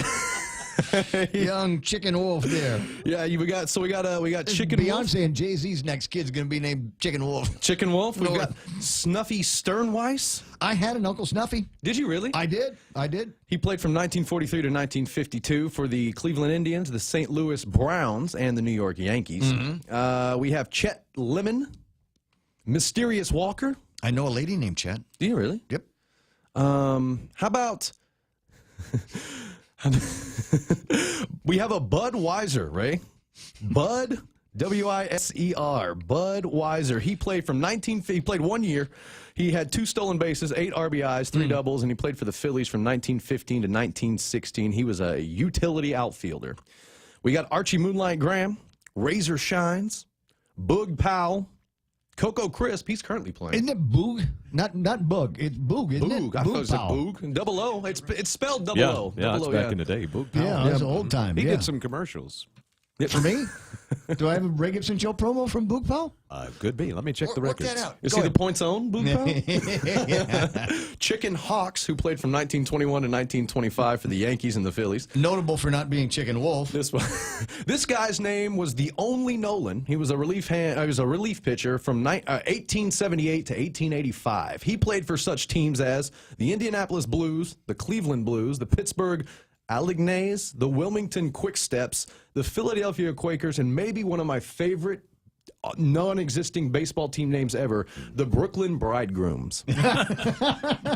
How do you get yourself into one of those gizmos? That's fun. Yeah, That's right? fun. Do we have any cool names around? When I was growing, we used to have guys here with interesting names.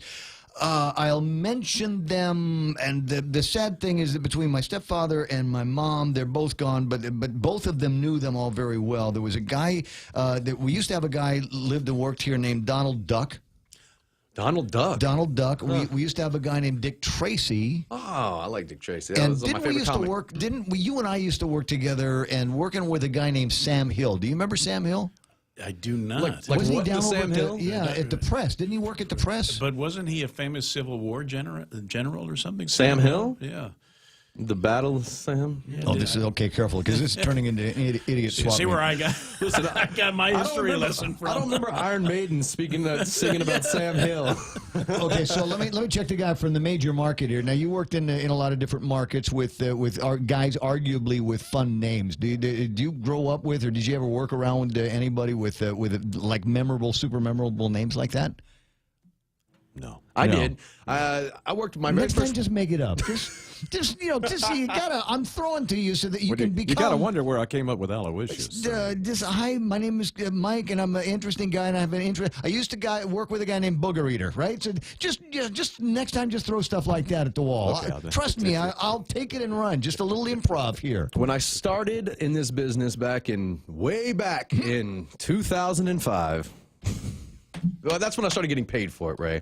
My very first program director in far, far East Texas in the deep piney woods, his name was Rob Rocket. Man, and that was his legit name. Like, I mean, that was his actual name. That wasn't his fake. I remember DJ years ago name. when Rob a Rocket. guy named Turbo Tim came and he said he was gonna kick my butt in the ratings. Whatever happened to that guy? See? He turboed out of here. And we also got, of course, Rolly Fingers. There was a Jumbo Diaz, and this guy I grew up watching. He was one of my favorite pitchers, only because he did play for my team, the Rangers. From 82 to 91, this is number one on my list, Oil Can Boyd. The great Oil Can Boyd, who played. He played for the Red Sox. He played for the now ill-fated Expos, and he played for the Rangers. He played 214 games and had 800 strikeouts. Did you mention Shoeless Joe? Shoeless Joe Jackson. Yeah. You know, I like those old baseball stories, right? Shoeless Joe, that's the good stuff. well, I mentioned Archie Moonlight Graham. There you go. Well, and the thing about it is what's been lost in the history since that time is it turns out that actually the Black Sox scandal wasn't as scandalous as they made it out to be. As John Cusack It's portrayed it. Hollywood. You got to do the Hollywood thing. All right, so Sam Hill, an American English slang phrase, a euphemism or minced oath for the devil or hell, personified as in what in the Sam Hill is that? Sam coming from Salomon, and Hill from hell. Oh, that's interesting. Okay. There's another theory, though, that the phrase may come from a British surveyor, Sam Hill, who was known for being very colorful with his words. Should have been in radio. New on DVD. For those of you that still have DVD players and haven't discovered Netflix, Hulu, etc. My PS3 has a DVD player. Star Wars: The Last Jedi, The Last Movie Star, Acts of Violence, Mr. Robot Season 3. Get around to actually watching that. Legion Season 1 and The Americans Season 5. You watch that? I hear good things. About The Americans? Yeah, it's the final season, so I mean, maybe I'll binge watch it all as one whole thing, like I'm doing The Wire right now. But yeah, I've always heard good things about The Americans. Yeah, well, that's the cool thing about it, isn't it? You can go back and watch some of those very old shows, like The Wire. What's interesting to me about some of those binging some old shows is, but they're not like super old, is the kind of technology that people are using, right? So you watch these shows and somebody reaches for a cell phone and it's one of those old Motorola flip phones, right? Oh yeah, one of those razors. You know, the thing about The Wire, now mind you, they're drug dealers in Baltimore in the early aughts, the early millennium. Yeah. And so, so smartly they don't use phones, but they do use pagers. And they use like the 1993 solid black brick pagers, not even the clear colorful ones. Yeah, they just like the Comtex, remember Comtex Communications? Oh man, yeah. Well, for us it was Motorola, and Primeco. Yeah. No, I used to have the pager because I got the high end, right? Because I'm like radio guy, big shot. So they gave me the high end one from the old store, and it was the one that got email on it, which was wonderful. Except I also got a lot of junk mail at the time. So I'd go to Saipan, for the day, and then come back, and all of a sudden my pager starts vibrating off my hip, and I reach down for it, thinking it's all these piled up messages from people that have been trying to get a hold of me, and actually it's all junk mail from stuff. But the reason why I bring up the telephones is an interesting technology. what we are watching today, in a few years, we might be watching a different kind of technology, but it will look familiar. Apple could be releasing a foldable phone in the year 2020. Foldable phones could be the newest trend among major distributors in the next 2 years. They're reportedly working on it and could have a design ready for release as early as 2020. It's because of the flexible glass that they're coming out with and making them so now that you can basically bend them around. Just give me a contact lens. Let's just be done with this. Give me a contact lens, put everything on it, Google everything. I'll answer my calls. I'll do everything. I'll put it in my eye every day, and I'll just roll with it like that. I wonder how close we are to that. I'm sure we're not far. So outside the baseball names thing, did we actually do any sports today? We did. FD Friars played host to the defending champion Harvest Eagles yesterday, and they got the win, 25-13, 23-25, 25-16. Those two, by the way, the top two teams to watch, in my opinion, in the IIAG boys volleyball. And also, what else do we have? Oh, yeah, we got some girls IIAG soccer. Yeah. No, Harvest. Harvest and Duenas, both fighting for top spot in boys volleyball. And at the end of it last year, wasn't it Harvest against, man, narrow victory. Crazy. No, it was, I don't think it was Ukadu. It was Tiedzenhai. Oh, Tiedzenhai, yeah. Because I know that FD got upset in the semifinal rounds. Yeah. And then St. Paul Warriors, the ladies, defeated the Ukadu Lady Bulldogs 1-0 in a tough physical battle in soccer, IIAG soccer yesterday. So that's what happened while Chalampago was holding their Village Easter egg. You ever wanted to talk radio? I do. Okay, that's a dream of mine. Let me get you a caller here. Joe's on the line, wants to ask a question about raising funds. Joe, I'm going to let Blake handle this if that's all right. Well, sure, yeah. Okay. You want the suggestion? Yeah. Go ahead, Joe. Oh, okay. Well, it occurred to me that there used to be bingo before under the former Archbishop Aparone, and there are complaints about whether the church should be involved in bingo. But if it's only a one-day event, Liberation Day, why wouldn't we have a partnership with these church leaders, because they already have their network? These are the old timers. They love doing that stuff, and there'll probably even be free labor involved on their part. Bingo? It's all yours, Blake. No, yeah. Well, I mean, I think that in theory it sounds, it sounds good and it sounds smart. I just don't know if you run the risk of everybody just kind of doing exactly what they're supposed to, like you suggested. I mean, are they going to show up and and give you free labor? And I mean, is the network? Oh, these kids, they love it. It's like it became like a lifestyle. They would go up to for a while. They were doing it over at Top of the Mar until the military brass said, we don't really want our facilities being used. It became like a dedicated event, For heaven's sakes, we don't want bingo here. We got too much invested in Mongolian night. So I'm just saying it's just an idea. If it's only like a one-time deal, it's Liberation Day. Why wouldn't we get our priests involved? It also gets us more in touch with our communities, and we get to talk to these people who we love so much, who might be related to some of the priests, some of the nuns.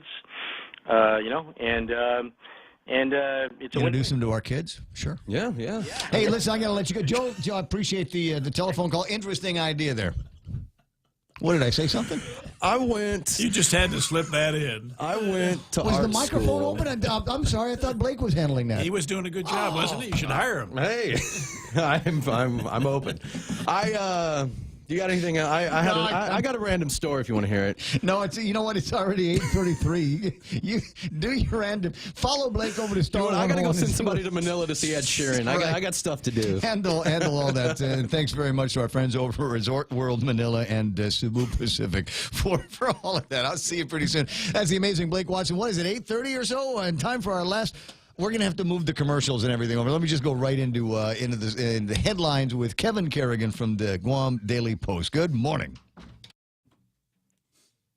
Good morning, Ray. Good morning, Guam. Hafa-day. News time here at The Point is 34 minutes past 8 a.m. Here's a look now at some of the top stories from the Guam Daily Post. The Air Force Office of Special Investigations confirming that a death investigation has been launched after the body of an Anderson Air Force airman was found unresponsive on base quarters at 3 a.m. Tuesday morning. In an email response to an inquiry from the Guam Daily Post, Linda Card, Chief Public Affairs Officer at the Air Force Office of Special Investigations in Virginia, said the airman's death is currently part of an open death investigation. And the name of the airman has not been released. Card said that at this time the Air Force has no conclusive evidence to determine the manner in which the deceased died or whether there is enough evidence for any charges to be preferred. A pathologist from Okinawa from the Air Force is en route to Guam to conduct an autopsy on the body of the victim at Naval Hospital tomorrow. Guam Regional Medical City asking that the $450,000 of its qualifying certificate contributions be used to support Guam Memorial Hospital and the nursing programs at UOG and GCC. The financial contributions are required under GRMC's QC, which provides tax benefits to the private hospital. GRMC Chief Operating Officer Dr. Mike Cruz sent a letter to GITA asking that $250,000 go to GMH for the purpose of medical supplies and pharmaceuticals, another $100,000 to the University of Guam to support its School of Nursing, and the remaining $100,000 to Guam Community College to support its nursing and allied health programs. GRMC also asking that any funds remaining from the 2016-2017 QC contributions, along with all payments that will be made this year, go to the applicable Government of Guam Department to support the local Medicaid matching funds. The first response from immigration officials to the recent surge in H-2B applications expected by next week, according to Greg Massey, the administrator of the Guam Department of Labor's Alien Labor Certification Division. Massey telling members of the Guam Chamber of Commerce yesterday that there are 1,120 H-2B applications from Guam employers in the pipeline now, waiting for approval from the U.S. Citizenship and Immigration Service. The first application submitted to USCIS a few weeks ago, and he told Chamber members yesterday that they're waiting now for an answer. He said, we'll see if they decide to approve these applications or continue to nitpick and deny them again. We should know by next week. For these stories and more, log on to postguam.com or pick up a copy of today's Guam Daily Post. We'll do a quick question. I'm trying to remember whether this made it through as an amendment or whether it is a new standalone bill, and I'm too lazy to go look for it right now, so I figured I'd just ask you. And if you tell me you don't know, then I'll find I'll find the energy and time to get it. Question from a listener on the chat: with the increase in business privilege taxes effective Sunday, what happens to the current contracts and bids based on previous tax rates? Will this apply to only new contracts and business arrangements, or are our existing contracts also affected and just to be taken out of the margin? There was a plan. There was an amendment introduced by Senator Regine Bisco-Lee, if I recall correctly, that exempted them to make sure that, Yeah, existing contracts would not be a part of, and it would not cost you any additional money. That is my recollection. There's a couple of people that are otherwise affected by this that are really trying to figure out how to do it. Not so much on the increase in the BPT. There's already a place for that in certain reports and invoices and billing that they've got to generate. But in as an example, in the cases of the telecom, where there are already a set number of fees and a set number of lines on the bill, now we get to add a sales tax to that, and some of the telecom companies may have a hard time fitting all of that automatically in the invoices that go out to their customers. This is going to be question. It's going to be very interesting. Is everybody ready? We're talking about Sunday. We're talking about the increase going into effect on Sunday. So when we were talking, in fact, call him up. When we were talking to Jeff Pleadwell yesterday, he's got a thing that he wants to do on Sunday, and I'm wondering if he has factored in, just a random, ordinary businessman on Guam, has he factored in that additional % on the pricing that he is going to be doing on Sundays, and will the customers be ready for it as well? Are they going to be ready for an increase when they start going back in and say, hey, this costs a little bit more than it did last time? You know why?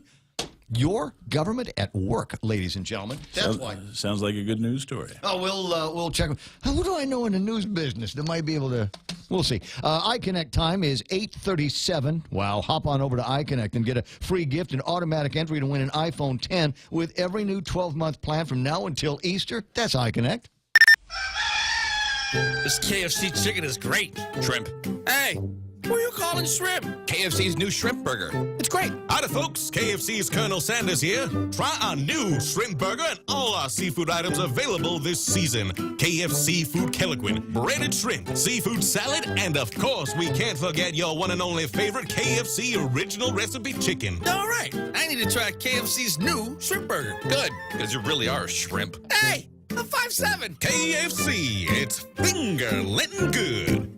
At Micronesia Renewable Energy, values matter. So all of their solar energy systems come with guarantees and the most value. No shortcuts, all quality. It's giving you that solar energy system at the best price. It's using highly efficient solar panels with typhoon-proven racking, built by highly skilled local technicians, so your system performs and saves you money. It's total peace of mind all the time. Not all solar companies are created equal. For experienced quality solar, it's MRE. Call 632-2613. MRE, the smarter choice.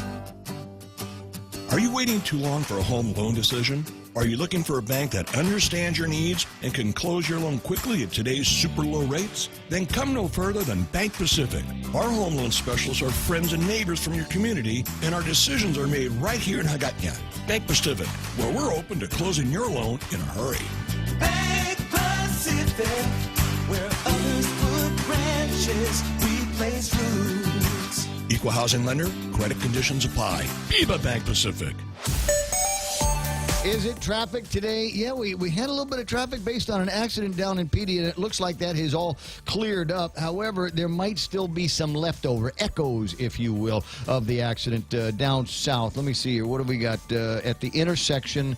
I wonder if there's another accident down there, down in Agate. I've got what looks like a big slowdown southbound from the intersection of Route 12 and Route 2 down there. So if there is an accident, do me a favor, 888-8255, and let Michael know about it so that Michael can tell me and then I can tell everybody else. The only other bad news that I'm looking at on traffic right now is the intersection of 27 Alpha and Marine Corps Drive heading towards Marine Corps Drive. And then there is that section of roadway just after the Teadsden Parkway, if you know what I mean. You come down to Teadsden Parkway, and there's that intersection. One side will take you up to Teadsden, and the other one will take you to Home Depot. Line of traffic northbound up there waiting for that light. And I remember how delighted I was when we opened the Teadsden Parkway and Route 10A, and I thought, this is great, because we didn't always have it. Right. It wasn't always a way to punch through Marine Corps Drive past the airport up to Route 16, and they opened that thing up, and everybody was very happy. And then they put how many traffic lights do we need up here? And then the way that you would get in from Teadsden onto that road was an afterthought, and so there are times there where you just hate having a driver's license. And so I can see some of the people there might be feeling that way now. That's traffic here on The Point. In illness and in wellness, Calvo's Select Care is health care that is there for you. That's why over 80% of the Guam medical community places their trust and insures with us. We offer our members wellness and fitness programs for a healthier lifestyle and provide a comprehensive medical network on and off island to help members from unexpected illnesses. Contact Calvo's Select Care today for more information. Yes, money is something we should talk about and plan for and use to make life better. It's how we make our giant leap from where we are to where we want to be. So let's talk together and work together to check off shiny new kitchens, fully nested dorm rooms, and bucket lists with more countries than our passports can hold. Let's check them all off together. First Hawaiian Bank. It all starts with yes. Member FDIC.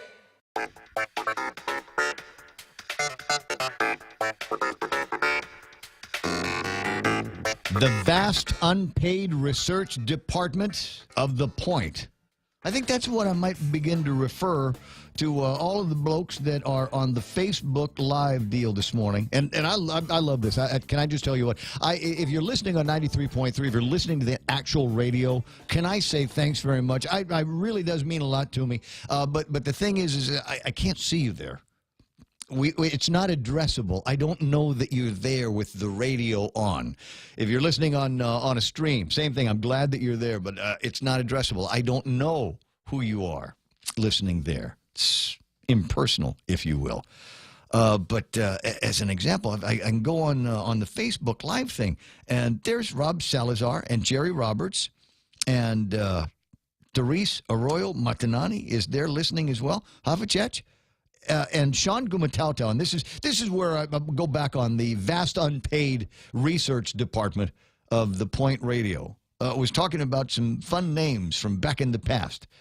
And one of them was Sam Hill. And I honestly couldn't remember if Sam worked with us over at Cable, Sean, or whether he worked somewhere else. Kevin didn't seem to remember. But Sean Gumatautau remembered that Sam was the GTA spokesman when, and here's another one of those long time ago things, when it was still a GovGuam entity, when GTA stood for Guam Telephone Authority. And now it's just GTA. It doesn't stand for anything except GTA, near as I can tell. We'll just throw that in the rest of the alphabet soup that we've got around here, like GRMC.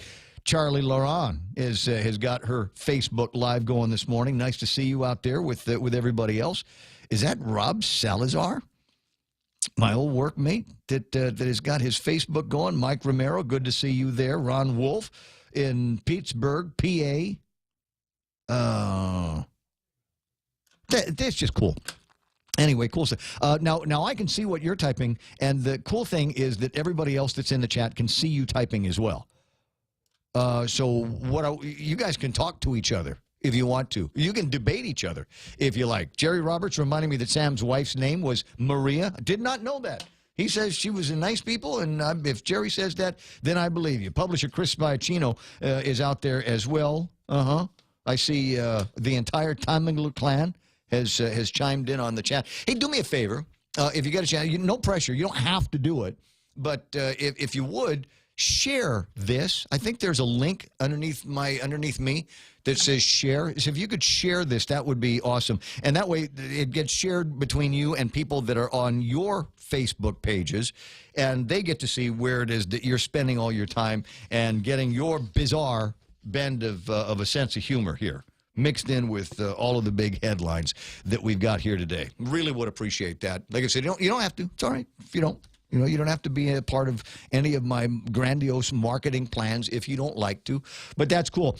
There's other ways that you can watch the feed without being seen, and that is going to thepoint.gu. Jay, maybe tomorrow you might want to do that. But here's the thing. Is all kinds of ways that I can manipulate what it is that you're seeing. Right now, the camera is on me. At this time, what I'd like to do is to take the video feed and give you a glimpse at our online poll. So we're crazy about technology, and this is one of the reasons why I've got the website the way I do, is because I can ask every once in a while an online poll. I was going to call it the daily online poll, but anybody that knows me knows that I'm way too lazy to change this out every single day.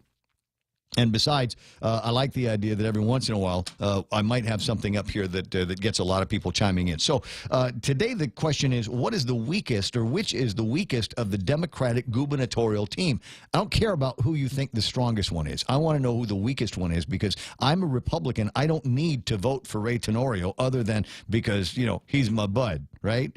And so he's running unopposed. No need for me to vex myself over choices in the Republican side. So let's go and screw with the Democratic Party. So in order to do that, then you would pick out the weakest of the candidate, and if you get a lot of people voting for the weakest one, then they're the ones that will make it into the general election and then have to beat, with one hand tied behind their back, Ray Tenorio. Oh, no, that's not the music. Now, I tell you what, you know what? Do we have the Howard, the Homer Simpson, do we have that one? We have a do? Can I hear it? Of course I'm asking for it, so it's not right in front of me. Great. Okay, so this is Bobby Shringy at the Chamber of Commerce talking about the sales taxes that they got, not the ones they wanted.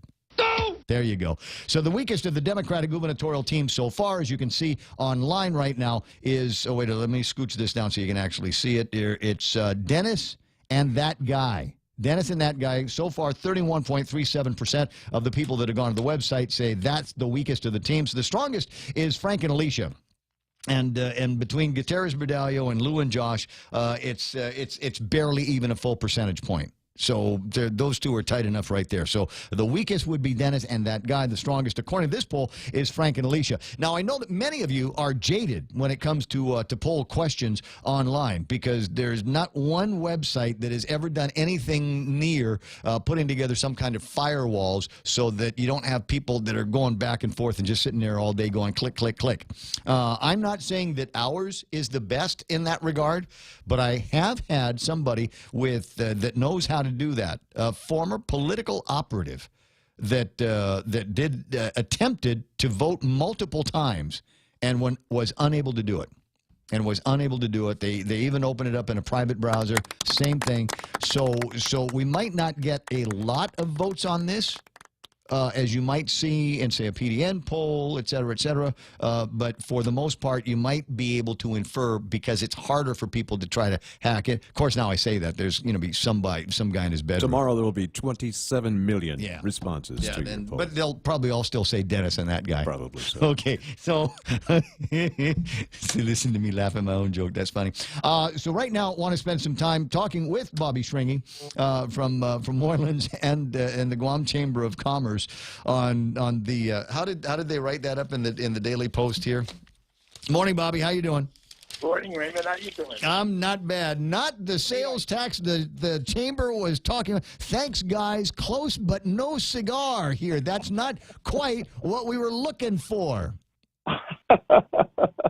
But by the way, I tried voting multiple times on your poll yesterday, and unfortunately, I couldn't. But damn it, I tried. I was looking forward to the 3,000 votes this morning, but unfortunately, no, it's a pretty good thing, because I know that the site visits are up, so I know that there's a lot more people going to the site. But as I said, I think a lot of people are trying to vote multiple times in the poll, and the system is just not letting them do that. Like I said, and that makes me happy, because trust me, I've been a part of those polls online in other places before, where you do something like that and you're just inundated with fake votes from Adelup. I mean, Yeah. I mean, you might want to test this out by making your next question be about taxes, and say, how do you think the government should raise taxes? And if you get 3,000 yes votes, then I think that validates the other online polls. Oh, you saw that? You saw that when they did that, huh? Oh yeah. I've seen 3,000, 4,000, 5,000 votes saying absolutely taxes should go up. So I think that might be something to consider. So 3,000 votes divided by $100,000. How much is that to a taxpayer vote? Wow. Because I assume it's somebody in the $100,000 club over there that's click, click, click, click, click. Hold on, I got to get 20 more before lunch. Click, click, click, click, click. So on the subject of taxes, I hear you, I feel you, and I'm a little bit obviously disappointed at the way this has gone, where we've got the increase in the BPT, which I think there were people, myself included, that in my heart of hearts recognized we've got to do something to stabilize and stop scaring the hell out of everybody, and bring in a few extra dollars, another $25 million. I also figured that there might be something to Adelup coming forward with what will look like real cost savings, and now they've got $30 million in a rewrite of the budget here that could get us close to eating out that $67 million backfill that we've got to do. But then the other part of the other component of the bill says that on October the 1st, right, happy new fiscal year, we would go into a 2% sales tax and no end date on anything, which is the other thing that's got people freaked out. That's going to be on forever. And no, the chamber was very clear in their positions. Actually, our various positions on this on these. I wouldn't say various positions. Our position on the various bills that have been put on the table. Sure. We understood at a certain point that the BPT is not only going to go up, it has to probably go up because of the stabilization efforts. And we provided some alternatives and came up with what I thought was a very palatable and balanced program, saying, okay, we understand if you're going to go with the 5%, make sure it's visible, because if it's visible, it will probably have the least amount of an impact at the cash register. Plus, if the visibility is an option, then those in the tourism industry can basically still consider it an invisible tax and not be labeled as not go against their marketing mantra of being part of a tax-free zone. Right. And then at the same time, you come up with the $30 million in cost savings measures, which they did, which we commend them for doing so, and I think that was a really good effort on their part. And then, of course, a conversion aspect of moving from a BPT to a sales tax. Now, I understand that's the part that they dropped there. That's the part where now we're going to have a 4% GRT or BPT, plus the 2%, and the 2% sales tax. Correct. And that's where I guess the concern comes in, not only from a business perspective, but also from a consumer perspective. But this is the silver lining. And I've been talking to many individuals, including some of the other talk show hosts. And basically, I look at it as an opportunity. I don't want you to talk to them anymore, Bobby. Yeah. Don't talk to them anymore. Only from now on. Only talk to me. And one of the things I kind of keep reiterating is this is a good opportunity between now and October to come up with solutions. And we're seeing all these new bills pop up with other alternatives in terms of raising taxes on cigarette and alcohol and, of course, property taxes. And some of them have some great logic to it. Some of them, obviously, we're concerned about. But the one thing we're not hearing is this what sort of triggered all of this sometime last year, and it wasn't, by the way, the Trump tax cuts. It's the OPA's report in regards to leaky buckets at DRT and fixing those problems, because no matter how much we raise the taxes, no matter which taxes are raised, if we're not going to fix the original problem, we're not going to fix the core of the problem, these are all going to be Band-Aid solutions. And in 4 to 5 years, we're going to be back to square one talking about raising taxes again. Right. Well, even as and I don't know if you had a chance to testify on it, but from what my understanding is with the bill, even the one that would close the hole, the leak, plug the leak, if you will, on the vacation rentals, all they have done there is given the permission for the Department of Revenue and Taxation to move forward without rules and regulations. Correct. So wait, tell me why that's a good idea. Where do you start? Right? Where do you start? I mean, theoretically, it's a great idea because the AAA process does take a lot of time.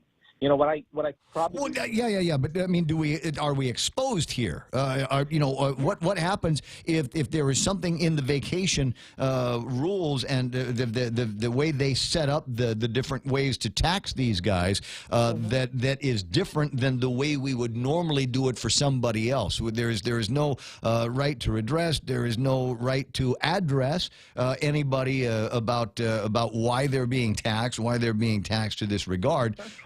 So I wonder if it's a smart move, if prudence shouldn't demand at least a basic set of rules and regulations. Yeah, and then the thing, it's going to be renegade style. You're going to have inspectors going around out there. And the other question: What inspectors? What inspectors? Yeah, you have the regulators out there at DRT that are going to go out there and start inspecting and regulating these, the B&Bs. And I think it's on paper, it's a great idea.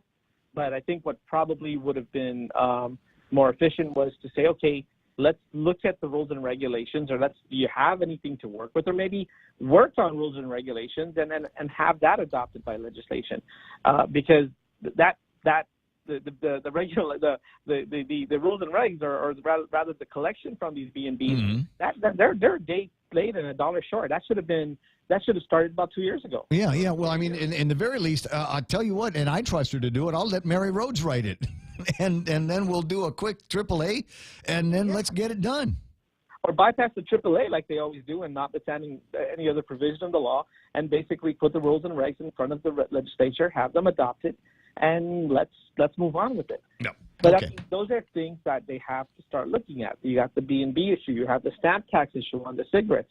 I mean, here we're talking about raising tobacco and alcohol taxes, which, on one end, I see the issue. I see the concerns behind it, and there's definitely a great benefactor in GMH. But today, they're not able to even address the stamp taxes on those the stamps on the cigarettes. tomorrow what's going to happen is you start raising these taxes, well, everyone's going to look for a relative who has access on base, and suddenly you're going to have people shopping and buying their Bud Light inside the gate instead of outside the gate. Well, it might be cheaper. It might be cheaper. You could do the mathematics on this, my friend. It might be cheaper for me to get on a flight to the Saipan and on the way back stop by Lodi and pick up a couple of cartons of smokes.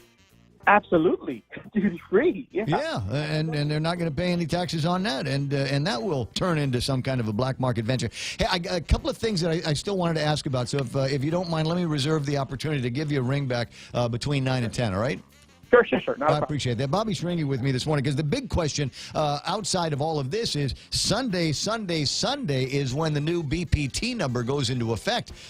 Are the guys in the chamber ready for it? Are we ready for it? Yeah. Answer the question. We'll answer the question in the next hour of the show. I'll call you back. You got it. All right, thanks, Bobby. Because that's a big question out there. Is who is going to be caught off guard here? All of a sudden, the number's going to be going up when you make your payables on this, and you might not have time to make the adjustments on what you are charging. We're KUSG. This broadcast is free. More changes in President Trump's inner circle. I'm Rich Dennison, Fox News. David Shulkin is out as Veterans Affairs Secretary. Fox's Kevin Corke at the White House. He's one of those rare holdovers from the Obama administration, one of those prize recruits early on for the president. Well, recently he had come under fire for taking lavish trips to Britain and Denmark last year, so the president took to Twitter to announce his replacement today. President Trump tweeting he'll nominate White House physician Rear Admiral Dr. Ronnie Jackson as the new VA secretary. The president says Robert Wilkie, an undersecretary at the Defense Department, will serve as acting VA secretary until Jackson is confirmed. A lawsuit accusing President Trump of accepting improper payments is moving forward. Maryland in the District of Columbia accused the president of violating the Constitution's Emoluments Clause, which prohibits federal officials from accepting gifts from foreign governments. A federal judge is allowing that lawsuit to move forward, though limited the scope to the Trump International Hotel in Washington and not additional Trump Organization properties. D.C. and Maryland argue nearby businesses are facing unfair competition because of foreign customers staying at the Trump Hotel. The Justice Department is arguing for the case to be dismissed. In Washington, Jared Halpern, Fox News. President Trump thinks there's a good chance that North Korea wants to move toward peace. The president tweeting that he thinks Kim Jong-un will do what is right for his people and for humanity. The president says China's leader told him that his recent meeting with Kim in China went well and that the North Korean leader looks forward to meeting with the president. Police in San Francisco investigating a deadly hit and run. Officer Robert Racca says investigators are trying to determine if the crash was intentional. There's the issue of intent, and whether you drive off from a scene doesn't necessarily state what the intent was. 5 people were hit. 1 victim has died. Fox News. Fair and balanced. Special things only come around once a year, and it's time for fish fans to celebrate the return of Wendy's Cod Filet Sandwich. Wendy's uses the gold standard for fried fish, wild-caught Northern Pacific cod, breaded with panko crumbs to a light crisp. Add a new creamy dill tartar sauce and crisp pickles, and you've got the fish sandwich many say is the best of the bunch. Get yours today at Wendy's, located in Tamoning, Veragata, Agana, Dededo, and Naval Base. Wendy's Cod Filet. Now that's better. GPSI Guam is a professional services company that is a registered contractor for the federal government. They're an SBA, 8A, and HubZone certified SDVOSB, providing program/project management, administration, technical support, logistics, and commodities. Find out more about GPSI and how they can help you today. For large prime companies, contact GPSI if you need assistance in meeting your small business subcontracting goals at 477-3058. They'll be happy to assist. The Pentagon says it's identified the al-Qaeda leader killed in a weekend drone strike in Libya. The U.S. Africa Command says a drone strike killed a high-ranking al-Qaeda and the Islamic Maghreb leader in Libya on Saturday. Musa Abu Daoud was one of 2 terrorists killed in the airstrike in southwest Libya in the Sahara Desert. Daoud trained recruits in Libya for attack operations in the region and provided funding and weapons to the terrorist group, according to a statement. The State Department placed Daoud on its terrorist list in 2016 for his role in carrying out terrorist attacks in Algeria and Tunisia, which killed roughly a dozen soldiers. At the Pentagon, Lucas Tomlinson, Fox News. A North Carolina man's been charged with helping an infant girl smoke marijuana in a video that went viral. 18-year-old Alan Maldonado made a short appearance today in a Raleigh courtroom on misdemeanor charges of contributing to the delinquency of a minor and marijuana possession. The girl's mother was arrested last week. The baby was placed with Child Protective Services. The NAACP suing the Trump administration, the Census Bureau, and others, claiming the 2020 census won't accurately count minorities. NAACP lawyer Brad Berry says the suit claims the 2020 census may be using tactics that predictably and substantially undercounts communities of color, while predictably and substantially overcounting groups that are less diverse. It comes as U.S. Commerce officials plan to add a citizenship question critics say will discourage minority participation. NAACP President Derek Johnson says a key government function will be affected. This little-known thing that takes place right after the census count is called redistricting. Commerce Secretary Wilbur Ross says citizenship data will help to enforce the Voting Rights Act. Gernal Scott, Fox News. Stocks ending the day in the red, but losses weren't as severe as those recorded yesterday. All three major indexes lower. The Dow down 9. I'm Rich Dennison, Fox News Radio. Do you suffer from eye strain? If you work at a computer, follow the 20-20-20 rule. Every 20 minutes, look 20 feet away for 20 seconds to reduce eye fatigue. Ensure you have the optimal prescription for your contact lenses and glasses. Early stages of common eye diseases typically have no symptoms and can only be detected with a comprehensive dilated eye exam. Call Lombard Health today to book an appointment at 989-4747. Guam's best eye care, one patient at a time. People are beginning to chime in on Facebook and even here on the chat. Did we just have a shaker? I mean, I didn't feel anything. Shelley is asking about earthquake. Christina Gutierrez on Facebook says earthquake ? So, hey, did you guys out there feel earthquake? Did you feel anything? Earthquake? No? No? You guys there's something wrong with you. Take a pill. I don't know, there might be some more of that. Maybe, you know what it is? Because we're people of action here at Choice Broadcasting, and we generally don't sit still long enough to feel anything like that. So we'll see what happens with that. 5 after 9. What was I supposed to tell people about? You know what? When there's an earthquake, go to King's. You know why? Because in addition to the great food that you can get at King's and the incredible service that you can get at King's, one of the things that very few people know, they have earthquake shutters at King's. Nice. Yeah. So in the event that there is an actual emergency and an actual earthquake that might disturb the customers, what they do is they send the guys out there, close the earthquake shutters, and everybody just sits in tight until the threat is passed. Nice. And it adds a little extra shake to your shake. Can you imagine? Yeah. It makes the food taste better. So swing by King's, whether it's shaken or not, and enjoy. Always local, always open. King's. Yes, money is something we should talk about and plan for and use to make life better. It's how we make our giant leap from where we are to where we want to be. So let's talk together and work together to check off shiny new kitchens, fully nested dorm rooms, and bucket lists with more countries than our passports can hold. Let's check them all off together. First Hawaiian Bank. It all starts with yes. Member FDIC. Security Title, these guys are experts at exactly what that is. They take a look at titles and go, yeah, this one is clean. There's no blemishes on this. There's no reason why it is that anybody would come after you after the sale and say, hey, wait just a minute. This is a service that you pay for, and it's worth every single penny, and they do it right at Security Title.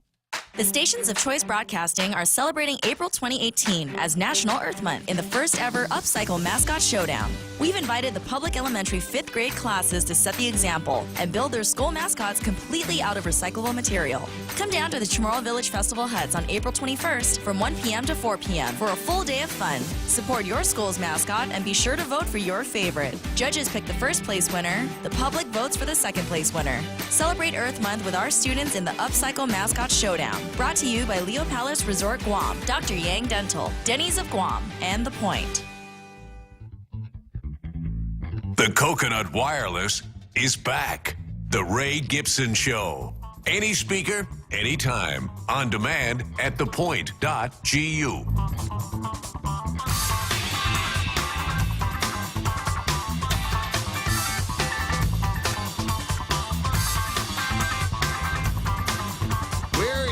online poll that you keep talking about, Ray.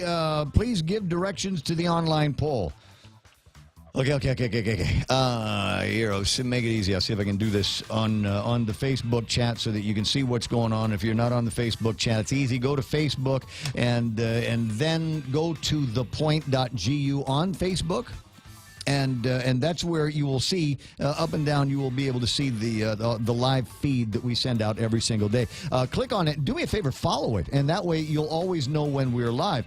There will come a time, not too long from now, when there might be earthquakes and inclement weather and riots in the streets, where we may go live to do whatever it is that we decide to do. And so if you want to know when we are live and what we're doing, so you might not necessarily be able to do that unless you like and follow the page. So like, follow, and share the page. At this point, I can't officially confirm that there has been no earthquake, according to USGS. We're still watching, though, because that could get updated in the next. Okay, so they haven't found anything. All right. So here's what I want you to do. If you want to find the online poll, go to thepoint.gu on the World Wide Web. And depending on your browser, it might argue with you. It might come back and say, you mean thepoint.com? And we're not a .com. We're a .gu. And the reason why we are a .gu is because we're on Guam. And .gu is available, so it's my way of embracing the goodness of Guam and helping out the University of Guam endowments and their foundations that they've got up there that support the subscription, if you will, of that domain. So it's thepoint.gu. When you get to thepoint.gu on the World Wide Web, the next step is to go down the right-hand page of the gizmo. You will see, watch live, you'll see the video of me doing this, a Listen Live app that you can link to. There's instructions there on how to use it.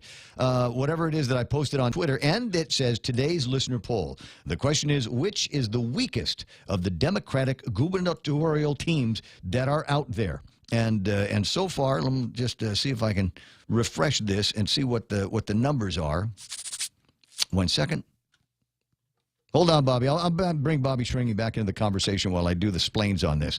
So the weakest of the teams so far, Dennis and that guy at 31.6, followed by Carl and Cousin Fred at 24.5, at 25.8. Huh? Less than about a percentage between them, Lou and Josh. And according to this, the strongest of the teams would be Frank and Alicia, if you look at it in that way. I've turned on comments from listeners, so if you leave a comment, it won't show up right away. I've got to approve it to make sure that you don't say anything bad about, terrible. Although there's all these guys that are already taking shots at Gutierrez. Governor Gutierrez needs to retire and let the younger generation take over. It might be good for Guam, and the people want some changes to look forward to in the future. I don't know. It's got Cousin Fred in there, right? Anyway, so that's how you do it. That's how you'll be able to find the thing. Hey, Bobby, welcome back to the program. Good morning, Raymond. All right, so it's been a long time since we've spoken. I know. Don't be a stranger. So understanding that this is not the sales tax that we asked for. It doesn't look like there's any kind of sunsetting on the BPTs, and it doesn't look like we're converting BPT to sales tax. Correct. And so that's not quite what we had asked for here in the private sector, if we had to actually have an increase in sales. If we absolutely needed to do that. So my concern is now that we're not going to get any of the stuff that we asked for. We're going to continue to see runaway spending in the government. We're going to continue to see leakage in the government. And everybody's going to get used to now a 6% tax here on Guam. And after that, they're going to be so comfortable with that they could not see the idea of rolling backwards. So if we go to 6% sales tax, correct me if I'm wrong, that would mean an extra $100 million in revenue for the government of Guam? That's what it sounds like. Correct. You're talking about $100 million next year. Because we got 4%. Because we'll have a 4% GRT and 2% sales tax on top of that. Yeah, I believe the GRT is about 240 million roughly. So you're talking about 240 plus another 100 plus billion. So you got a little bit more than 350 million rolling in there. If the federal tax cuts are estimated to reduce government coffers by 67 million, right. That extra 30 million goes to GMH. And there's one portion that I do. I do agree to a certain level that a certain portion of something here should be allocated to GMH. I mean, that's a given. I know Senator San Augustine, that was his one of his his intents with the objectives with that bill. And him and I have had a number of conversations going back to sometime last summer on looking at that and possibly looking at a 1% sales tax to begin the phase out process. So, I think for the most part, there's some good in this in terms of GMH getting its additional revenue stream. But for the most part, the idea was supposed to be, let's look at it. How do we get from a 4% BPT in maybe a 4-year or 5-year phase out period to a point where we're going to be just at the sales tax level? Yeah. And there's no mechanism. There's no mechanism to do that, and there's going to be political whiplash on it now if they try to, after we've been dealing with a 6% sales tax or the opportunity for a 6% sales tax, they're going to get used to that dough, and it's going to be, now that we've got that camel's nose in the tent, it's going to be unbelievably difficult to get it out. So I think smart money needs to be, let's find out what Mike San Nicolas is up to and support the idea, the abolition of it, so at least we've got some kind of a bargaining mechanism working with the Democrats over at the legislature, oddly, to be able to turn this thing back into what it is that is going to make sense for the taxpayers and the business community. Yeah, and I think one of the things that the government might want to consider doing at this point is looking into, especially with these new dollars that are coming in, possibly putting a little bit of it aside to commission the study to see the impact of a sales tax. I mean, what is the potential in the revenue in the generation of revenue, especially, and also looking at what point do you start applying exemptions? Because if you start exempting everything down the line, then we may not reach the objectives that we desired. Yeah, well, here's the thing on that, and I appreciate you bringing it up, but I have no confidence that the government of Guam is willing to support any research on any ideas that they have, number one. Number two, even if they got it, they wouldn't follow it. And you remember on the minimum wage, a conversation about the minimum wage. They said, okay, we'll pass this much until we get to a point where we've got an independent study, and nobody could agree on what was going to be the study, who was going to be doing the study, and so they canned that idea as well.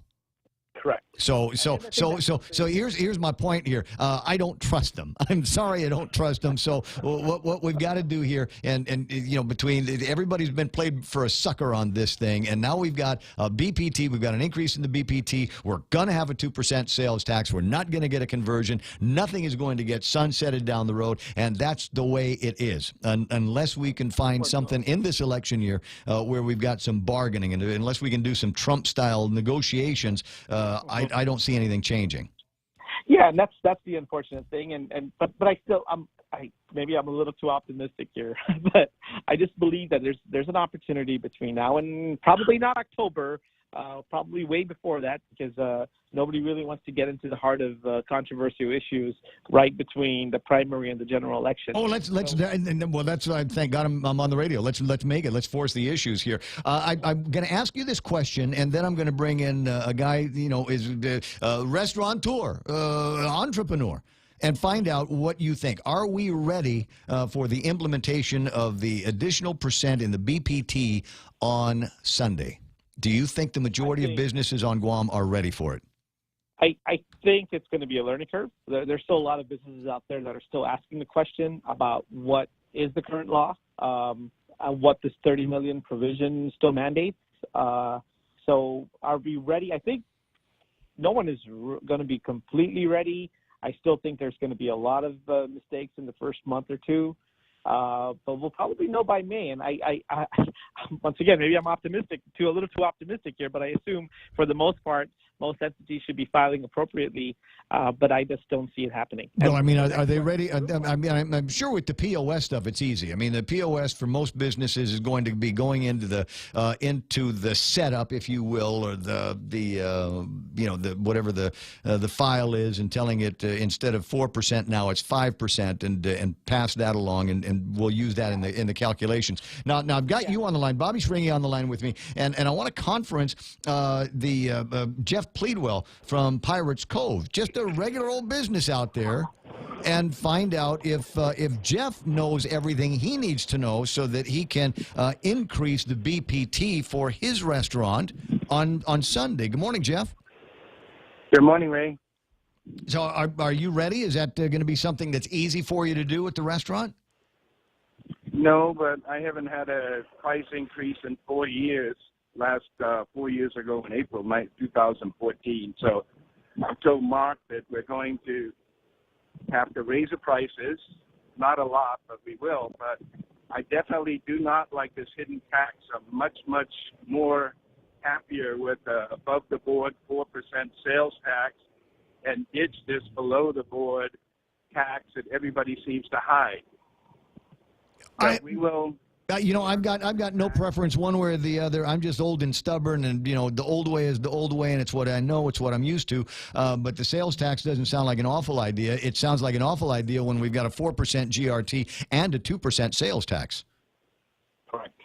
It is. It's crazy. It should just be one thing. I mean, make it 5% right now, April 1st, no fooling, and let everybody deal with it. I mean, it would give the government too much money, and then they wouldn't even try to right size or anything else. That's one of the problems. It's like talking to myself in a mirror. It's exactly like I'm with you. So just the question, but it comes back down to it. So as I said, it's Thursday before Good Friday, and the thing goes into effect on Sunday. And so is it just a question of you increasing your prices to meet this new BPT? And what do you think the impact is going to be on your regular customers? Well, I mean, when I first raised prices, everybody tends to complain because it is hard to swallow. But you got to remember, on Guam, everything comes here from somewhere else. Yeah. The government can't help by having people grow produce on Guam or do anything beneficial. So our cost is always rising all year round on freights and fuel and everything else. But my customers are cool. They know that I have to be profitable or I won't be able to maintain what I'm doing, so they'll be good. I don't think I'll get it done by April 1st. It'll probably be by March 1st, and it actually means about $2,000 a month, which is like 2 employees, part-time employees. You live through this. I just hope that later on they get rid of this 2% thing they're talking about. And with that, Jeff Pleadwell is now on the eastern ocean of the island. I'm sorry, you were dropping off. Very good reason to be exempt. It's not a great conversation, not a great connection here, so I'm going to let you go. I appreciate your time here, and end up seeing you on Easter. Crap, I think I just hung up on Bobby. Bobby, are you still there? Bobby, we'll get Bobby back on the line if you don't mind. And Jeff brings up a good point. Yeah, it's not going to be all that difficult. We've raised prices in the past, so we'll go ahead and throw in another % behind this. He's already figured out the dollars. It'll be about $2,000 worth of additional revenue that will be going to the Department of Revenue and Taxation and the government of Guam, as opposed to if he was to hold on to that money himself. Then he could use that and hire up a couple of blokes to make more hamburgers and make more of those. He makes this really, really good fried parrotfish over at Pirates Cove. And so instead of being able to put money in somebody else's pocket, being able to bring in new employees, maybe being able to buy new equipment, he has to increase his prices and then give that to the government so they can continue to live like the Kardashians. I'm glad you find me amusing. I get frisky about this time of day. Bobby, I've got Bob Kelly on the line. Bob had an interesting question in the chat. I wasn't able to look up the statute on it, so maybe you can answer the question. Go ahead, Bob. Okay, the question, and actually it's 2 scenarios. What happens to contracts and in some cases bids that were waiting on contract award where we did our pricing and estimates based upon the old GRT and then the contracts go on during the next year? Are we obligated just to eat that extra 1% and pay it, or do we not have to? Actually, that question was brought up by a number of folks. I looked up the bill, the law, and in actuality, those are exempt. So any contract that was negotiated prior to it would be exempt from the additional 1 point. Well, that then obviously would be any revenues that come in on billings made prior to that also. Correct. So if you have a federal contract, for example, and that's already been in effect, you wouldn't be obligated to apply the additional point. It was in the I mean, I could send Ray a copy. Well, I'm sure. Yeah, I just couldn't remember. I know that Regine was talking about it, guys. I know that she was talking about the idea that there are guys like you and I that have pre-existing contracts that are in effect through April the 1st of 2018, and based on the prices that are already on those contracts and agreements, I'm not going to be able to go back and increase my BPT on those to 5%. So my understanding, and I just couldn't remember whether or not that amendment had passed and was included in the measure, and so I'm glad that you're on the line because I'm too lazy to look it up. Yeah, Ray, that would apply to all your advertising contracts in place for ongoing also. That's absolutely right. So there's going to be, and once we negotiate new contracts and renew contracts, we are going to have to factor in that additional 1%. See, Ray, you should have ran a marketing campaign and said, book your contracts now for the rest of the year before, the GRT increases. Well, I would have liked to, but, I mean, everything is happening very rapidly. It's less than a fortnight since they've passed this legislation. It's been signed into law. I mean, heck, it was just yesterday that the governor even sent down what we believe is going to be documentation that would be accepted by the legislature. I mean, up until that kumbaya moment, there would still be room for BJ to say, not good enough, and throw it back, thereby delaying the implementation date. So there's as usual with the pace at which the government works, it doesn't leave a whole lot of time for the public sector. It doesn't leave a whole lot of time for the private sector to gear up. So, what do they have to do over at the Department of Revenue and Taxation? How are they going to guarantee that the receipts that they're getting are now reflective of 5% instead of 4%? Which actually goes back to the question you asked me earlier about is the business sector ready? My ultimate answer was going to be, is DRT ready? Ding, ding, ding. This is really going to be ultimately a DRT issue in terms of monitoring this and making sure that the right amounts are collected. Well, there's also one other problem. Now, most of my contracts are in existence. I don't have new contracts except, maybe 5-6 times a year, except for very small things. Mm-hmm. So how do we separate when we file our tax those revenues that are to be taxed at 4% and those that are to be 5%? That's going to require some changes in form and filing. Yeah. And guess what? You're on your own. Because I'm going to have maybe 75% of mine will be at 4%, and then 25% of my revenues or less may be at the 5%. I'm not sure how we fill out the form for that. Well, the beauty of it is when we go back to when October 1st rolls around, we're going to get back to 4%. So maybe. You're going to have 60% at 4%, maybe 30% at 5%, and the remaining that comes in after October are going to be back. And then the next question, so Ray signs up a bunch of nice contracts for all the political ads going in through November, mm-hmm. and he collects the money and runs the ads in November after October 1, but he does the contracts after the primary. What tax rate are those at? That's a very good question. Well, and see, that's what happens when you screw with tax policy in haste. Yeah. That's what happens when you do that, and that's what happens when you try to compromise with too many people. I tell you what, the idea that there was going to be, and that happened real fast too. I mean, it's not like there was a whole lot of room for discussion, and the amendments were flying fast and furious over a couple of days over at the legislature. But you were watching it, same as I was watching it, and all of a sudden, what they had going in was suitable as was, and then all of a sudden there was an amendment floating around that said we will do this at this rate on the BPT, and then at the end of the fiscal year, we'll go ahead and add the new one. And I remember scratching my head going, when did we do that? Who thought that was a good idea? And part of the other problem is a lot of contracts are 12-month contracts. How do you even figure out how to do one when you don't know, will the taxes still be at 5% after October 1? They may hold them over, they may not. I think at this stage, how to figure in taxes, I guess you just throw it in, and if it goes away, you have an extra money coming in, but you can't pass it on to your customers because it's below the board and you can't itemize it. Well, here's what I'll bet most of the smart guys are going to do in business is they're going to increase their unseen BPT by in excess of 1%. And we'll take it straight up to 6, maybe 7%, you know, put a little bit in there for Jesus. And that way, no matter what happens, they will be assured that they are collecting the correct amount of revenue for them to continue to be able to eke out a profit in this town. Well, you know that somebody who is currently selling something for $5 is not going to add it to $5 and a nickel. It'll go up to $5.50 or $6, and so any increases are going to probably be to some solid stepped number, and so there will be probably substantial increases percentage-wise, even though they may only be 50 cents or $1 for something small.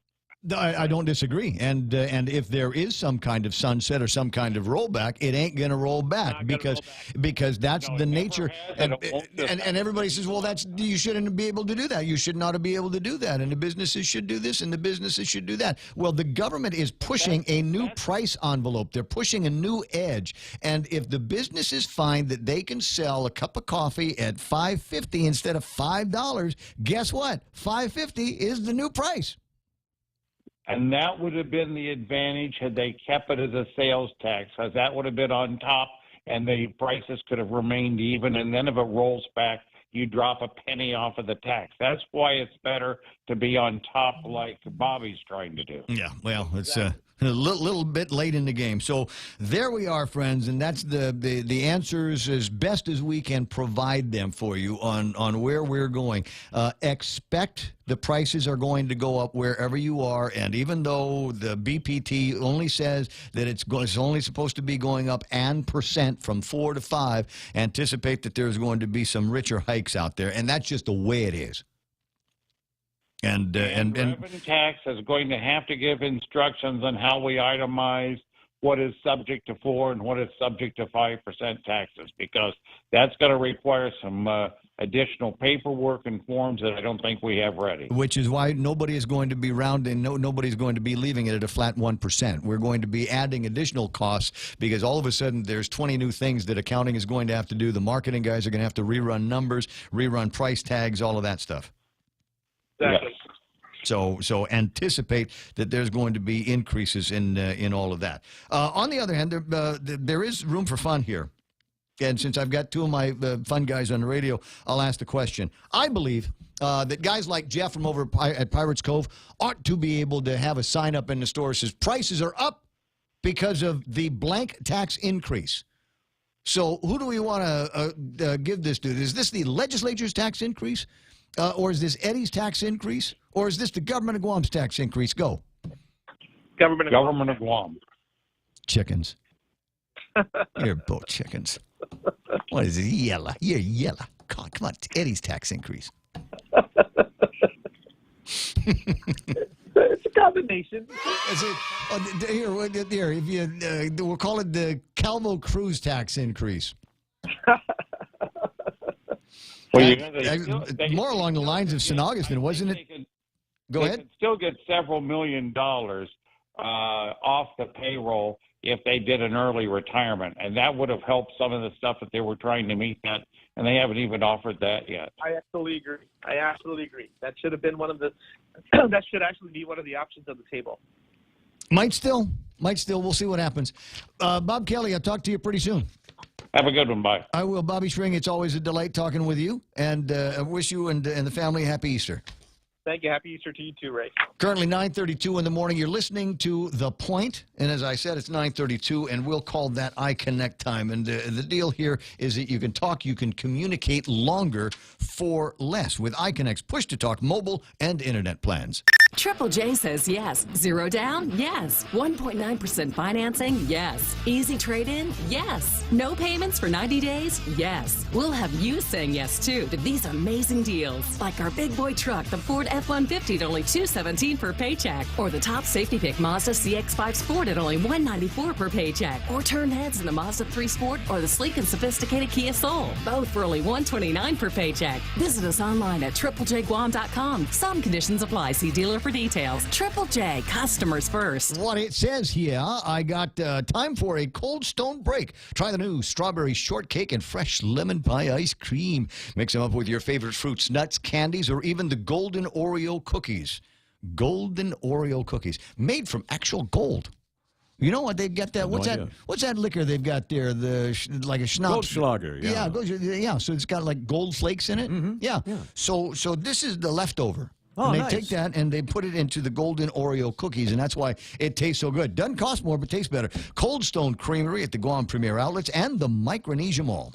Relax, enjoy, and be greeted by the spectacular view of Hagåtña Bay when you visit the point at the Sheraton Laguna Guam. Gaze into the beautiful sunset as you unwind to the music of Philip Garcia and Natasha on Wednesdays, Mama Shar and Nina on Thursdays, Philip Garcia and Louise Munia on Fridays, and Jack Larimer on Saturdays. Open daily from 8 a.m. to 11 p.m. Happy hour from 5 to 8 p.m. with all cocktail drinks for $7. Receive a discount when you present your SPG card. Call Peter Yaban at 646-2222 for reservations at the point at the Sheraton Laguna Guam Resort. Subway's got your fresh choices for Lent. Sink your teeth into the classic tuna or indulge in the mouthwatering greatness of the seafood sensation. Also try the incredible Veggie Max. Now, the great thing is these are their big Lent promotions with the seafood and all of that stuff in the Veggie Max, but they're already ready for the post-Lent eating delights, and they've got these wraps there: tomato basil wrap and a spinach wrap, and you can have that with chickeny food, you can have that with turkey style food, or you can make any of your favorite regular sandwiches. I'm a BMT kind of guy, right? Yeah, I like those. And so instead of going in there and say, give me the BMT and the 9-grain honey oat, I can go in there and say, give me the BMT on the tomato basil wrap.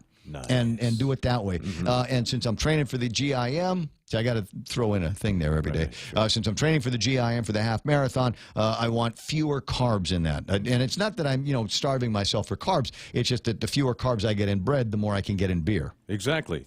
Everybody's got to have a training plan of training. And so I want to say thank you very much to my friends over at Subway for helping me train. At Micronesia Renewable Energy, values matter. So all of their solar energy systems come with guarantees and the most value. No shortcuts, all quality. It's giving you that solar energy system at the best price. It's using highly efficient solar panels with typhoon-proven racking, built by highly skilled local technicians, so your system performs and saves you money. It's total peace of mind all the time. Not all solar companies are created equal. For experienced quality solar, it's MRE. Call 632-2613. MRE, the smarter choice.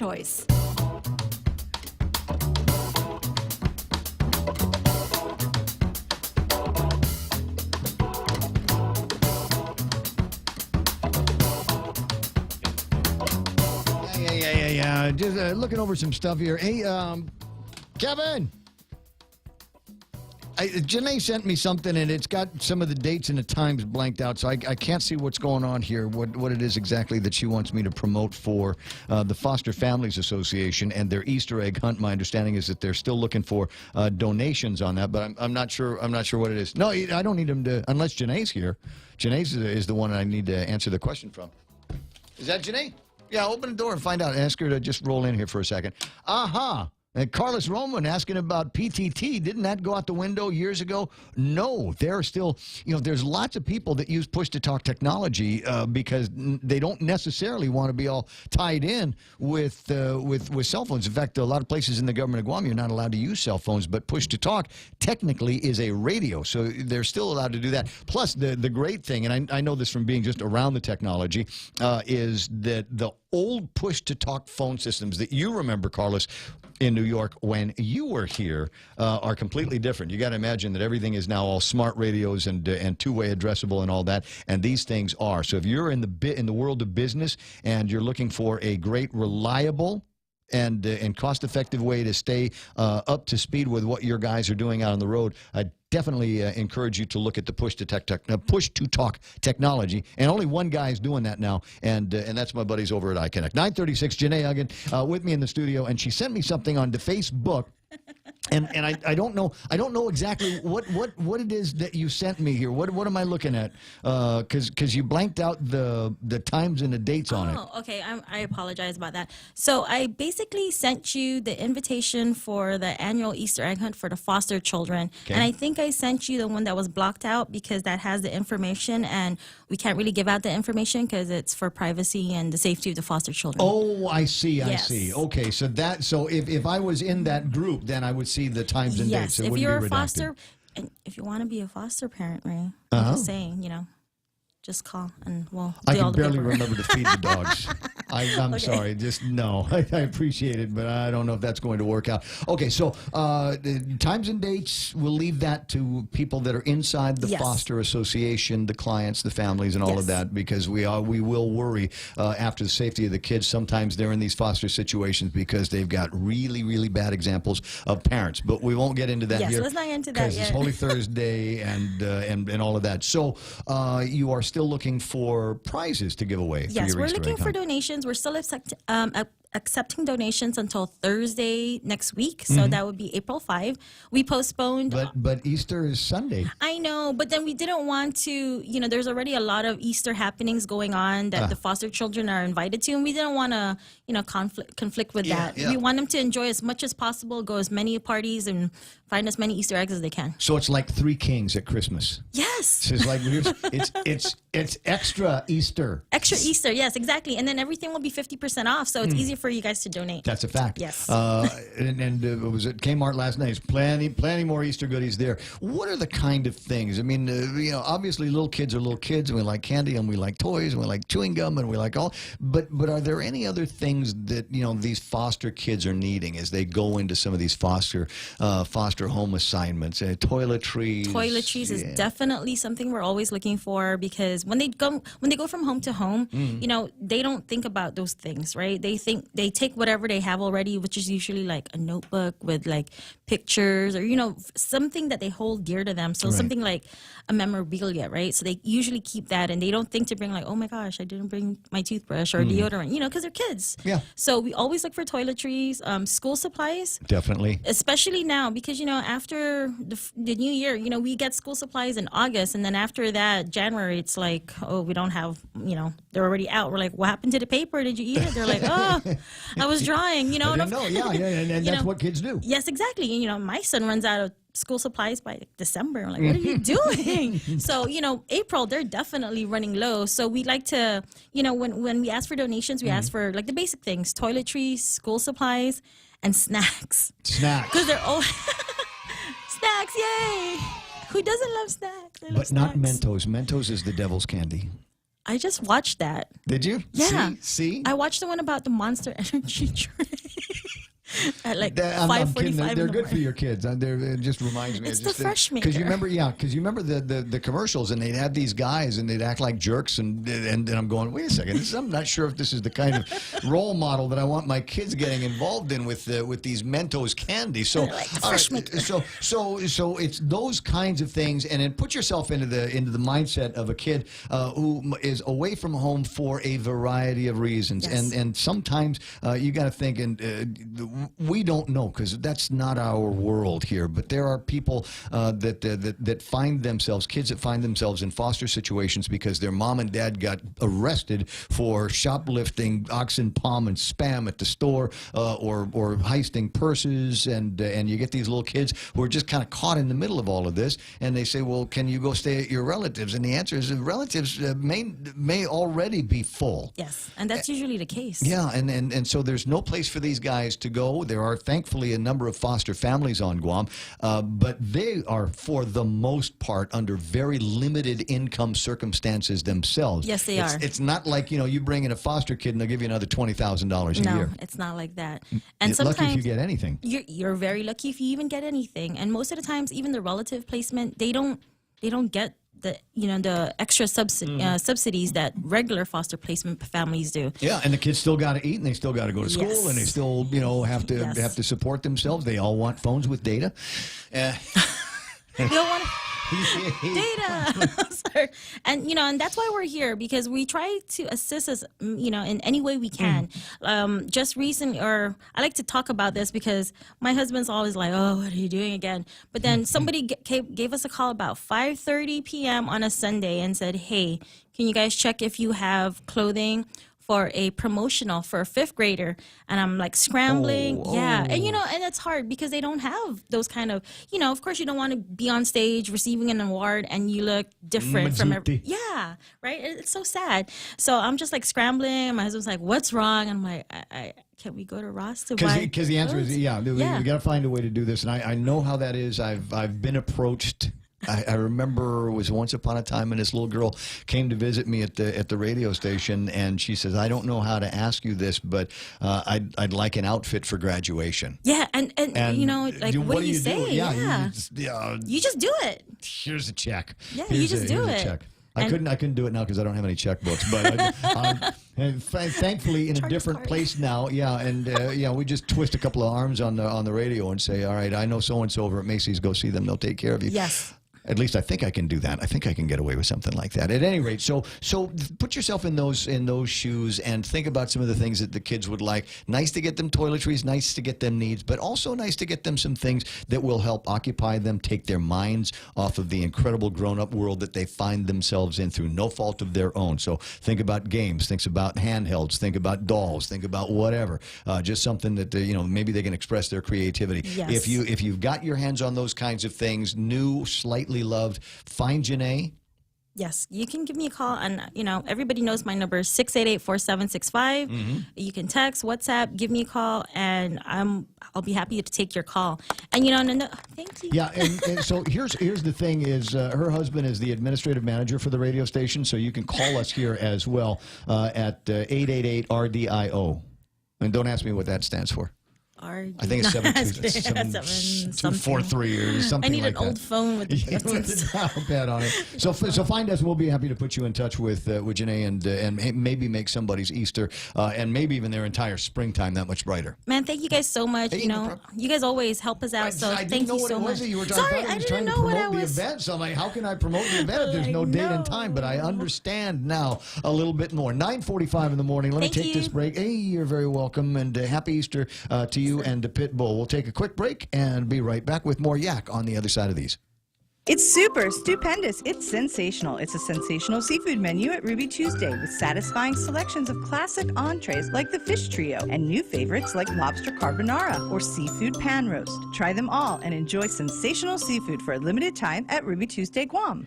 The Gutierrez Bordalio team is greatly concerned with the passing of the bill to implement a new sales tax for our island. Too many people are living paycheck to paycheck and will suffer with this new increase in prices. Streamlining the government and reducing non-essential employees and services is a better solution. Governor Gutierrez has been in this position before and knows how to make the tough decisions. We need to be frugal and responsible. We need leadership. We need Gutierrez Bordalio. I'm Carl Gutierrez, and I approve this message. $7 meal from Circle K. Get your choice of 2 Nathan's all-beef hot dogs or a half-pound Nathan's all-beef footlong, a big wrap bag of chips, and any size Polar Pop. That's a giant deal of a meal, all for only $7. Circle K. Take it easy.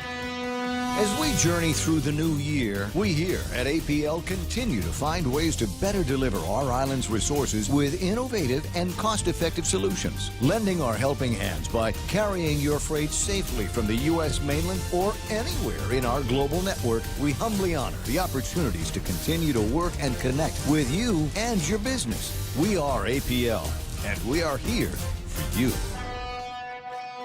Chili's has the seafood you crave, the flavors you love, at a great price with our 3 for Me Lent menu. For just $15, you can get a beverage, fresh salad, and a Lent-friendly entree. First, choose from a refreshing Coca-Cola, iced tea, or Heineken on draft. Then enjoy a fresh house salad right before you indulge in your choice of a mouth-watering entree, like our spicy shrimp tacos, savory Cajun pasta with shrimp, or our flavorful grilled ancho salmon. Chili's 3 for Me Lent menu for just $15. Available for a limited time. Chili's. More life happens here. I gotcha. I don't know if I'm going to be able to make this because it's at lunchtime, and I like to be in nap zone or near nap zone then. But Resolution 372-34 is going to be presented this afternoon at noon at the Hyatt Regency. Please join me in presenting the following resolution, Senator Regine Biscoe-Lee, relative to recognizing the bold and innovative vision, leadership, and dedication of University of Guam President Robert A. Underwood in establishing the University Center for Island Sustainability, and to further congratulate him and the university on the center's success in inspiring, modeling, and informing the public on sustainable practices and action in our region. Uncle Robert, what can I say, Uncle Robert? You don't need to work anymore. This is the pinnacle of your career. 50-year career in education and public policy crafting. How many years as a congressperson? Forget about all of the accolades, any of the love, any of the people that you met. You've now got a resolution coming from the 34th Guam legislature. Yeah, he's in the legacy stage of his workings now. What a great day it would be. Why, and I'm very proud of my Uncle Robert, obviously, and now here I look and see he's going to get a resolution. It's better than a congressional gold medal, right? It is. Yes, it is. Got a resolution from the legislature. Man, lucky guy, man. 9:49 in the morning, and Mayor McDonald's on the line, and we had started the broadcast this morning with a piece of audio with Mayor McDonald and Kevin Kerrigan clarifying, if you will, that the decision is not final on the closure and the cancellation of the carnival. Good morning, Mayor McDonald. Good morning, Ray. Nice to hear from you. And so I guess a final decision will be made on Wednesday next week, or by Wednesday next week? By Wednesday, it'd be, more, what do you call it?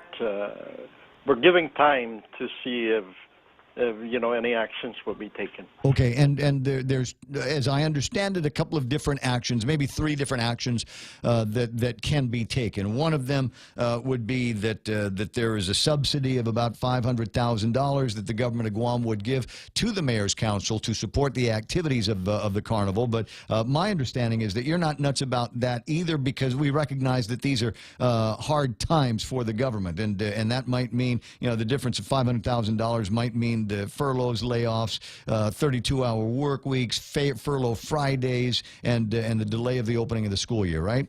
Exactly. It's not nice to get $500,000 just to, spend over at the carnival. And we've had this carnival even without the casino. And all we're asking for is to provide, to allow us for the games at least. No, and trust me, I'm with you. I'm with you. As I've said before, I'm old and I'm stubborn, and I like things the way they were when I was growing up, when we could play Betu Betu, when we could play the Pisoy, when we could go and do the colors game, and there's 20 other games that go on. There's a whole game where you throw baseballs at glass bottles to try to break them. A game of skill, a game of chance, and we can't even do those now. So the big attractions to the carnival are going to only be the food, only be the rides, and that's not enough.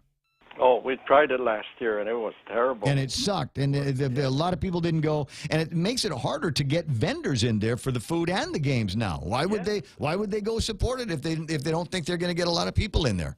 That's right. Okay. And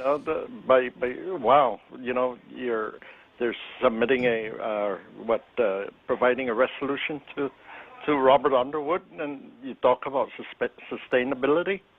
That's the only way we can sustain the carnival, to pay for itself, right? Yeah, well, and what I wanted to do for you here this morning, Mayor, and trust me, I don't always see eye to eye with the mayors on every issue there is, but on this one, I want I would like there to be a carnival. Our tourists need to be able to go to the carnival. The moms and dads need to take their kids to go to the carnival. It's summertime on Guam. There needs to be a carnival. So let's figure this out. So what I wanted to do was embarrass the hell out of the legislators that voted in favor of it and try to make the ones that voted against it like heroes. But the problem was, and you'll remember this, when the debacle was happening, it was unanimously supported by the legislature.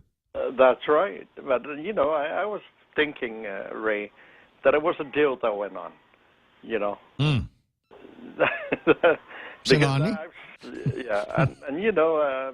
By golly, what are we going to do, I'm just saying that that it's not worth it if we were to try again, because we tried it last year, and it's just terrible. Yeah, Nobody wanted. But we've seen what happens. So that's the thing that we've got to be able to do. And frankly, there's any governor can call the legislature into session for any reason. So what are the chances now that you'd be able to go to the governor's office and say "Hafalai Eddie"? We did last week. So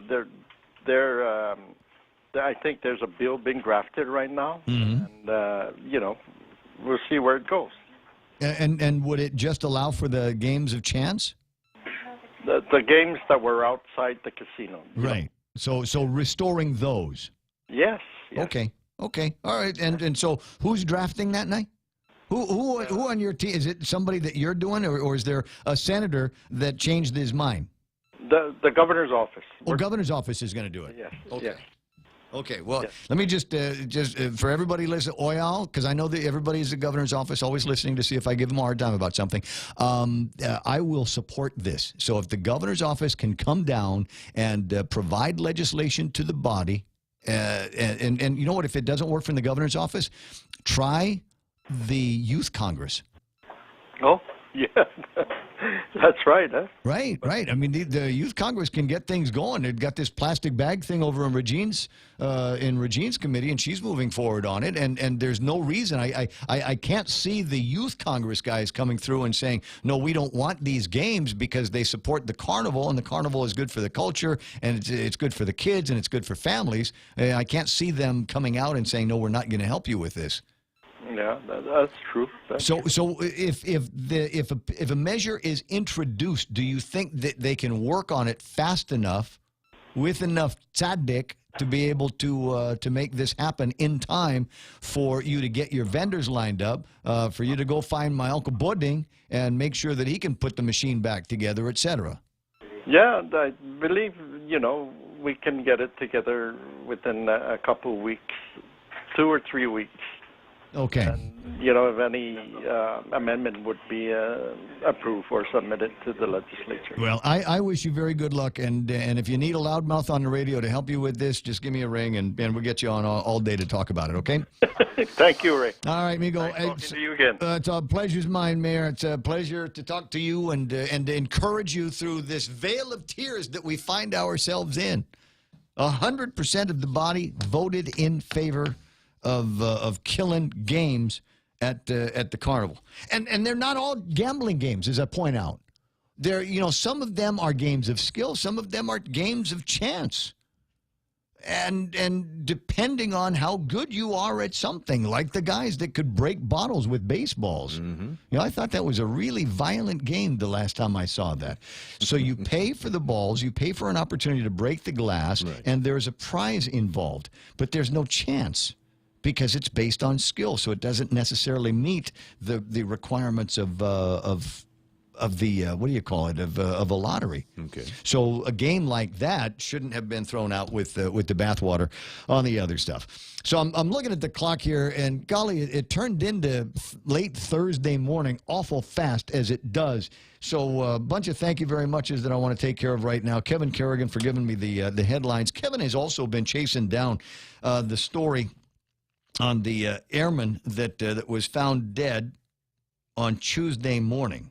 There has been another update on the story. Earlier today, the word was that they had a person of interest, and a subject is in custody, and the cause of death is currently under investigation.